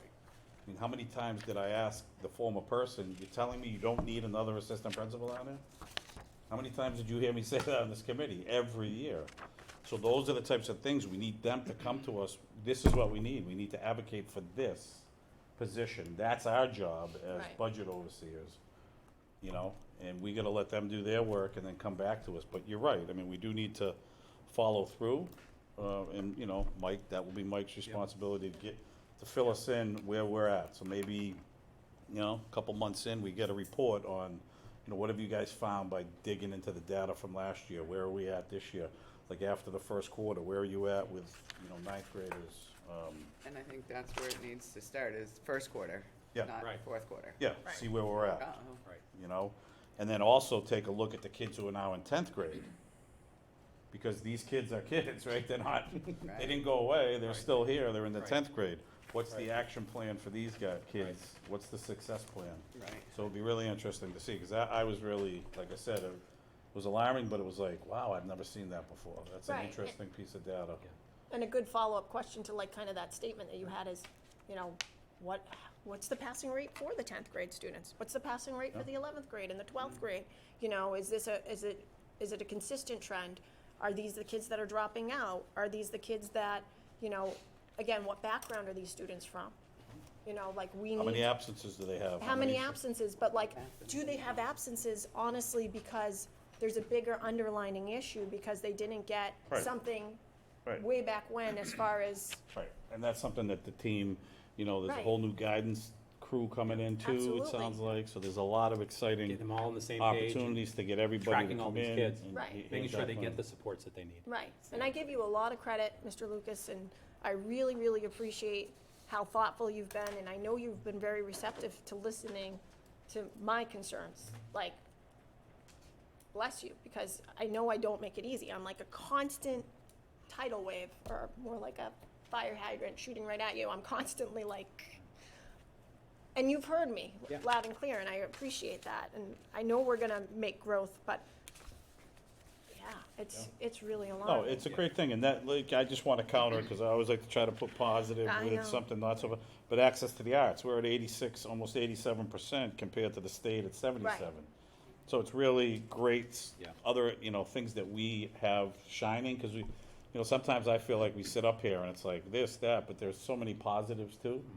And it's exciting for a new year, new leadership, Mike's second year. There's a lot of great things that, Yeah. that are gonna come down the line, and, you know. And I think it's the arts and it's also, you know, the extracurricular activities like the sports. Those are the things that are, and the NJROTC, like Yep. you said, those are the things that really get our kids to want to be here in addition to the academics. And then how great is it gonna be to hear after the first quarter, all of our new programming, Yeah. from the firefighting to the nursing to the Yeah. early childhood, you know, so. All right, anything else on that before we have Mike go to grade 8? Is that where you head next, grade 8 Yes, update? grade 8. Okay, so you have a memo in your packet about the 8th grade move to the middle school, updating you. We basically, in a nutshell, took the core teachers from 8th grade at the high school, moved them to the middle school, and including a special ed teacher, an instructional assistant. And we additionally took an elective teacher for media, as well as .5 music teacher that's going to go down and help instruct those kids as well. An adjustment counselor that was split last year between the high school and middle school is being moved to the 8th grade full-time to support the 8th grade and other students as needed. After discussing with our principals, it was also decided that moving the assistant principal position from the elementary schools was split between Chafee and Barton to the middle school would also benefit our students. The high school now has, the middle school has 4 grades, and is the biggest school in our district at this time, population-wise. We all, as requested also, we included some projected class sizes at the middle school and the high school, and those are on the following 2 pages. So I'm happy to take any questions or thoughts about that. So far, the move to OMS for the 8th grade is going very well, so we're in good shape. Mr. Burke? Mike, can you just clarify for me? Yep. The assistant principal moving from the elementary schools to the middle school, we already had an assistant principal in the middle school, so we're gonna have 2 We're assistant gonna have principals in 2, the middle correct, school? for this year, correct, And no assistant help for the elementary schools? correct. Both principals felt that they did not need the assistance. So, Okay. yeah. Mrs. Forbes? Just a quick question, not in your report here, but where I had reached out to you about 8th grade and sports. Any news on that? Yes. Okay. I know waivers have been filed, Right. because I got a copy of those. So I know our kids, I'm not sure if they've been approved yet, but it's likely they will be approved. So I don't have a definitive answer on that. Okay, so that will bring me to point number 2. Registration is closing for sports Yeah. in a week. Okay, If we don't have our waiver, we can't really close that because parents need to know that they have a team to sign up for. Right. I think that is going on right now, okay, but without a waiver, we're giving them false hope. I don't know. I just want to be sure that everybody knows whether or not they're eligible to play, and Okay. then that registration would still be open. So if we could maybe Okay. speak with Mr. May to be Sure. sure that those things happen. absolutely. Thank you. Somebody who just signed his kids up today. I hear you. It does have the 8th grade, all the sports that, because I was on that, I had to be put on that. So all the sports that the 8th grade was requested are identified in Family ID. Okay. But we don't know if they can play, because we don't Right, have an so they approved can, waiver. but they should just They sign can up. still sign up. Sign up, because it's almost a formality, but, I know, but I have a hard time with that. We let you sign up and now we go, oops, sorry. yeah. I have a That's hard what- time with Money that. taken? That- Waiting for the state at this point, if Yeah. Mr. May's already. No money's taken till after you try out. Oh, okay. I think we will Oh, be you pay very when you surprised if register? any of our waivers are I turned don't. down. You don't? Since Oh. COVID, they've been giving them out pretty freely. Wait till they make. Okay, so we're feeling as though, Feeling very confident. okay, I just hate to, like I said, lead them on. Totally lead them understand. on, It's a and great then point. yank the rug out. September, it's a great point. But this, I'll find out. it was submitted in late July, so yeah, maybe we can get an update. Yeah, absolutely. Any questions? I know, your hand was up, you already I asked. asked my Oh, about question. the eighth Yeah. grade, yep. Any other, yes, Mrs. Griffin? I know I've said it before, and I'm just gonna say it again for consistency. First off, it was me that was, maybe others too, I don't know, because we don't talk outside these meetings, but I really wanted to know those class sizes personally, so I was bugging Mr. Lucas Yep. about that. And, I know we have a class size policy, and I know we worked really hard to make our class sizes so much smaller for our elementary students with that recovery plan and all those things. I get concerned when we look at the middle school and we see the class sizes that we have for certain grades in particular. And I know that these kids might have not got that intensive support that the other grades got. And I really think that it's concerning, to me anyways. And I would advocate that we try to do something more to alleviate these class sizes. I know we've had this discussion before, so it's team-based, you have to hire multiple teachers, and it's, but I really wonder if something could be done to support the teachers and the students more when you have class sizes that are that big. And it seems, we've heard that it's challenging. These students have a lot of needs. And I just don't know what else we can do to address them, So I'm kind of at a loss, and It's just that one grade, is that what you're referring to? I think like 6th and 7th both look large to me, like the 22, you never know who's gonna move in and who's gonna move out, And so you start there at the beginning of the year and they already seem kind of large to me. And, 24 now, it's not the 24 it was like 10 years ago. The classes are different. The makeup of the needs of our students are so much different. And I think that's why we advocated and worked so hard to give the extra support to the elementary students. And I just wonder if some of the students in our middle school, I feel like they must have needs too. And I wonder what we could give to them to give them more support. We get more money for more staff then. I That's know. what that's our job then, but we have to understand the Right. needs from the buildings, yes. Right. Just a quick question, Mrs. Griffin, since you brought that up. Our policy was class sizes no larger than 15, and I know a couple of years ago we had talked about that. Have we changed that? That's what it says. in I writing. don't think I was on the board when you did that. That's. You weren't here with us, I'd Corey, have I to don't look think, up when the that was class brought up, size. because I said, we need to change that number, that's not realistic. That's absurd. And never is going to be. I'm gonna So look I at- appreciate you bringing it back up again and I saying, think it's around 20 actually, but I'm gonna look it up right now on the policy. thank you, just Annual. because I'm curious to know. I know we had talked about that probably 3 years ago at this point. Gotta be high. I don't know what Unrealistic. it's called, if it's called class It might size. have been, it was in the teens, I'm Yeah, telling but you. most class size policies are just Class size recommendations. policy, page It's 1. just recommendations, you can't really, yeah, Almina's pulling it, Mrs. Griffin's pulling it up. I am too. It's unrealistic, we need to look at that. But, I mean, it's hard to know what to do, but I just feel like, Considering the above class size criteria, the following class targets are established. K to 4, 15 to 22, 5 to 8, 18 to 24, 9 to 12, max of 24. Okay. So the Right. follow, it's We're in just, the targets. yeah, it's just a target number. right, And there's we're within that criteria range. above that, give you a whole bullet list. Okay, but we're within that range, right? I mean, we're within the range, and again, it's just a target, you know. Right. Not that I want to see class sizes of, 27 to 30 or Right, whatever. And I know there are towns around us that do that because that's what you're forced to do. Seventh grade this year has classes of 28, 29, In your district? yeah, Oh, wow. Yep. Yeah. in all I mean, contents, because they just don't have enough teachers in their Right. grade. So, Right, and whether it's not enough money or not enough teachers is now kind of, yeah, That's what it is, cut. right. Okay. And sharing staff between the high school and middle school is tough, but it is something that Becky, Amy, and I have already had a discussion about, that we're gonna look at next year. Is there more staff we can share, especially through the 7th and 8th grade? So it Yeah. is something we're gonna look at. yeah, when you look at, for example, some of those class size numbers and it was in this document that you shared with us.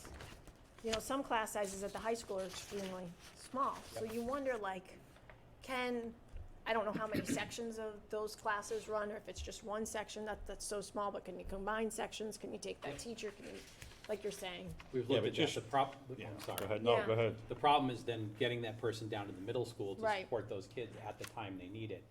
And we did look at that, but it's not that easy, and it's not gonna happen this year. Right. It is something we would look for. The middle school fortunately does have, using their ESSER money for their interventionists, so those kids are gonna get some extra support that the high school kids do not get. Right. And we feel like we have a good plan this year going in and what we're gonna use those to maximize our students, help and support them, as well as we have counseling, additional counseling. So we feel like we are doing what we can for them. Yeah. Nobody loves it as 24. I'd much rather see those numbers at 20 or below. But for this year, we also are trying to change the culture at the high school, and so it'll be a benefit for us to have smaller class size in certain places. Becky still has to meet with their department heads and talk about if there's any more sections we want to combine. Some of those small classes, are we going to run those? Are those, a couple of those AP classes that have a handful of kids, are those all underclassmen? We could offer it next year and take one of our CCSP classes that are at 22 and split it. So Becky's still going to have those conversations with her staff going into August. And it's tough to say, but Right. we've heard this before, and I wasn't necessarily in this entry report, but it's been shared by previous superintendents, that we have a lot of staff up here in this high school. More staff here proportionally than other places, and less students. So when you think about that, I know some of it's because they're content specific, Right. right? But at the same time, I I think it's think some- there might need to be yeah. like, I would advocate for a restructuring where we can get those class sizes smaller, where they're really large, because clearly they're not very large up here. I think that's one of the selling points of Oxford High School, is that we have such nice, small class sizes, and that's a great, Yeah, but you also Bonus gotta, this is a, get through the middle school. discussion I have with Yeah. our district office, and when we look at class numbers, the secondary level, middle school and high school, it's just not as cut and dry as that. At the high school, it's all about choice for kids. Right. And they have to have the opportunity to have all sorts of choice, and it's not fair, even considering closing one of the APs down, hey, listen, you guys are juniors, you can take it next year, there's 9 of you, well, you're 9 students who should have that right to that class. Absolutely. So, yeah, the numbers do get a little skewed. So I think if we need more support at the younger level, then that's our job Right. to push for that through the budget. And I agree with you about like having classes, like I was sad to see foreign language go for that reason. Like I felt like that's a necessity, it's a requirement Yeah. in a lot of schools. We Right. got rid of a year of foreign language for our Right, students. you wanna keep Why? kids here, so they have to have opportunities. Right. And even though the numbers might be smaller in a class, that's where leadership has to get creative, and maybe they can utilize, that staff person in other capacities too, you know, maybe have somebody who's dual certified and can do a couple different things. Right. To, you know, maximize, but, anything else in this report? No, not for me. Okay. Any Thank you. questions for Mr. Lucas?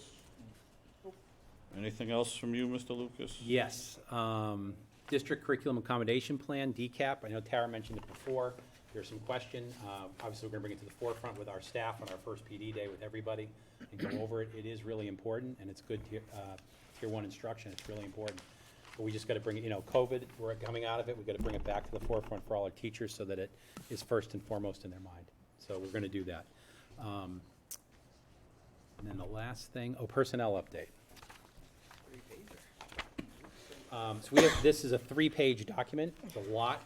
I'd first just like to thank everybody who has left us. I thank, and Kristen Miller mentioned before, all of our summer staff did an amazing job, did a great job. I'd really like to focus on welcoming our new staff to the district, that are gonna impact our schools, this fall. And I'll go through some of them. Robert Morton is our new part-time custodian at Chafee. I'd like to welcome all these folks to the Oxford team. Kristen Hutchinson is our new principal at Barton. She was formerly the assistant principal. Christina Nicholson is a special education teacher at the high school. Emma Harper is our new biology teacher at the high school. Adriana Nading is our new chemistry teacher at the high school. Catherine Proctor is our new Spanish teacher at the high school. And Olivia Gasco is our new guidance counselor at the high school. So Becky's inheriting a new team over there. A lot of new folks who are excited to be joining Oxford. Tony Marie Sargent is our new ELA history teacher at the middle school. Pam Mooney is our new special education teacher at the middle school. We're excited to have all of them. Nicole Worster is our new food service worker district-wide. She'll be floating in and out between different schools. And Megan Neely is our new long-term substitute teacher at Chafee. So I just wanted to welcome those brand-new folks to our district. But there's a long list there, and I'm happy to take any questions that you have. Questions? All right, thank you. All right, Thank you. That seems to be it for you. FY '23 Subcommittee composition. So we all agreed upon these positions last time, right? Where we are. So we just need a motion to approve. I make a motion to approve the subcommittee list as presented.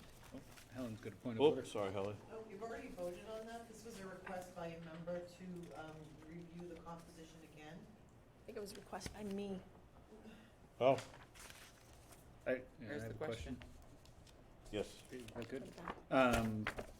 When we look at the membership number, are we held to that as a maximum? I'm just, No, they're all No. just recommended. as for example, we have, I think, maybe up to 4 parents who might show interest in the district curriculum accountability. I love that, so Yeah, Yeah. get 'em. you can take them all, so it says 2, right? Yeah. That was my question. Go ahead, Pat, sorry. Do you, go ahead, Mrs. Forbes? I was just gonna say, the DEI, the membership is suggested at 15. We had 23 to start, and, you know, we probably hovered around 15 in attendance every month. So I say more is better. Yeah, I got Anyway, people right. willing to do it. And you don't wanna turn I don't wanna people turn away. anybody away. And I know we had like quorum issues, and that was one reason why there was the discussion of trying to like keep things more manageable. I missed Quorum, Quorum. Oh, quorum. quorum, I'm sorry. And so I think that's why we had that discussion about having a set number and like really, really making sure that the people that volunteered would fully participate. I did kind of preview, like, Helen worked very hard on making some letters to invite people back to the table. That really, it said, you know, are you committing? If you're doing this, you need to make a commitment that you're gonna be coming to these meetings, so we do have a quorum.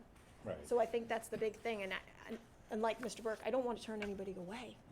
I feel like, So I guess, could I get some clarification? Did you bring this forward for, it could have been me, I know I bugged, I think it is me, I bugged do you know Helen. what it's about? Anyway? Well, yeah, I didn't want to turn people away. So the number, We've solved that. so the membership numbers in But at this- parentheses next to each subcommittee is just a recommendation. recommendation, right. It's not, we're not bound to it. Let's talk, right.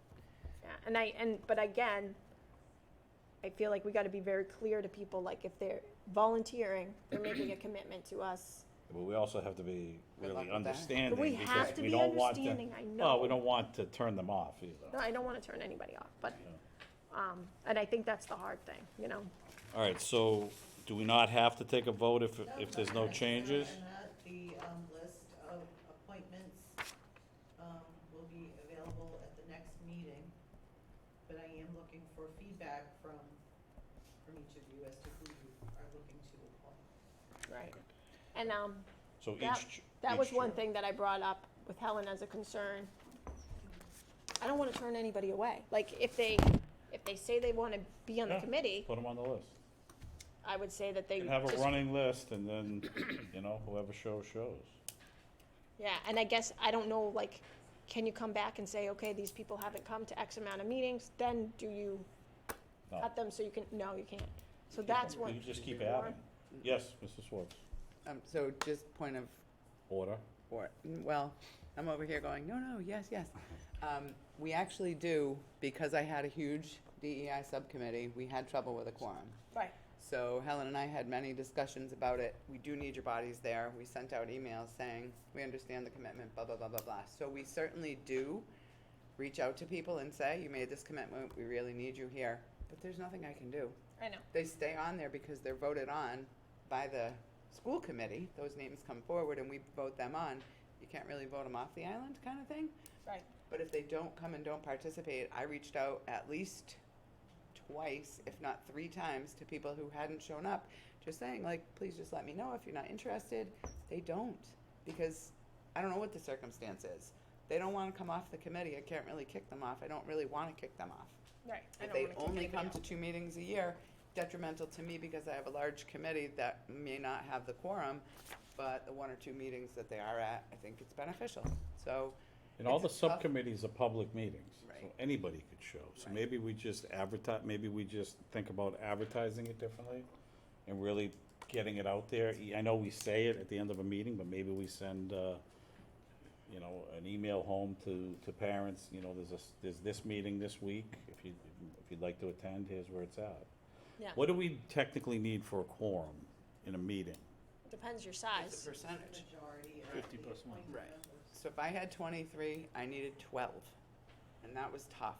And then my group went down to like 21, and I still needed 11, which So was it's a still majority of the appointed members. of the committee itself, which is why there are those recommended numbers of 15, then you need the 8 for a quorum. So can you technically, say we have 5 people interested in the policy committee, only appoint 2 of them, but have the other 3 just be adjunct members, so then you don't have to worry about having a quorum every time? They would have to be appointed as alternates, yeah, you could do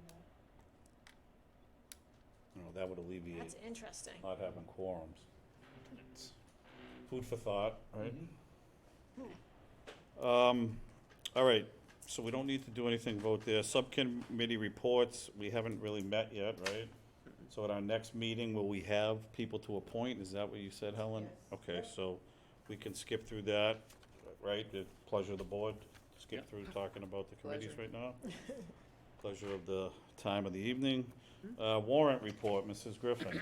Yes. So we have a warrant report for this evening, August 8th, 2022. Was a signed accounts payable warrant for June 21st, 2022 for $277,328.58.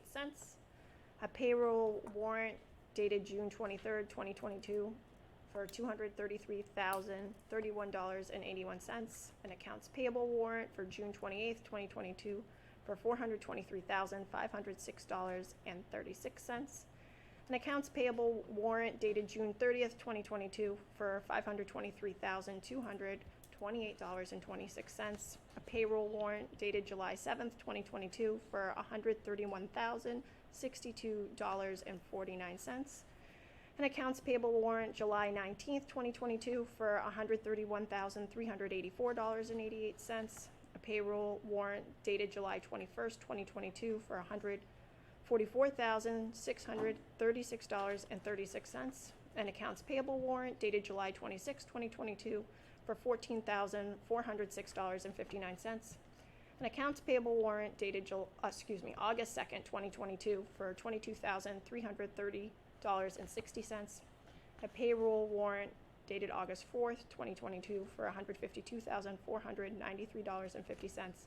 And an accounts payable warrant dated August 9th, 2022 for $18,875.66.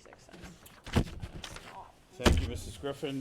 Before I get to members' forum, I'm gonna ask, help me out, because Mrs. Forbes brought it up. Probably have to defer to Helen. School committee goal-setting meeting, is that something we did separate from a? No, but it's actually on the agenda for the next meeting. Perfect. Beautiful. All right, members' forum, Mrs. Forbes. I will be quick and easy. I just wanted to say thank you to everybody who worked over the summer school staff, educare staff, cafeteria staff, administration, custodial teams. I am so looking forward to a great 22-23 school year. Lots of positive changes, moving in the right direction, and to also welcome all the new staff that Mr. Lucas mentioned, and to thank all the people who are no longer with us. That's it for me. Thank you, Mrs. Griffin. Ditto to that. All right, Mr. Burke. I'd like to welcome Becky. Thanks for coming tonight. Swear they're not all this long, Sticking but it out. So trooper. for sticking it out. And to everybody who presented tonight, thank you very much. Yeah, ditto to Mrs. Forbes, she always captures it well, and to the kids out there, 3 weeks from tomorrow. So enjoy your last 3 weeks. Read a book or two if you haven't read anything, get that mind moving. That is it for us. Our next, final public comment. I would like to open the floor for the final public comment. Seeing no one from the public, I will close for final public comment. Our next regular meeting is Monday, August 22nd, 2022. Do need a motion to adjourn. I make a motion. I second. All right, motion is second. Any discussion? Mrs. Forbes? Yes. Mrs. Griffin? Yes. Mr. Burke? Yes. I'm a yes, 4 yes, 1 absent. Thank you very much. Have a great night.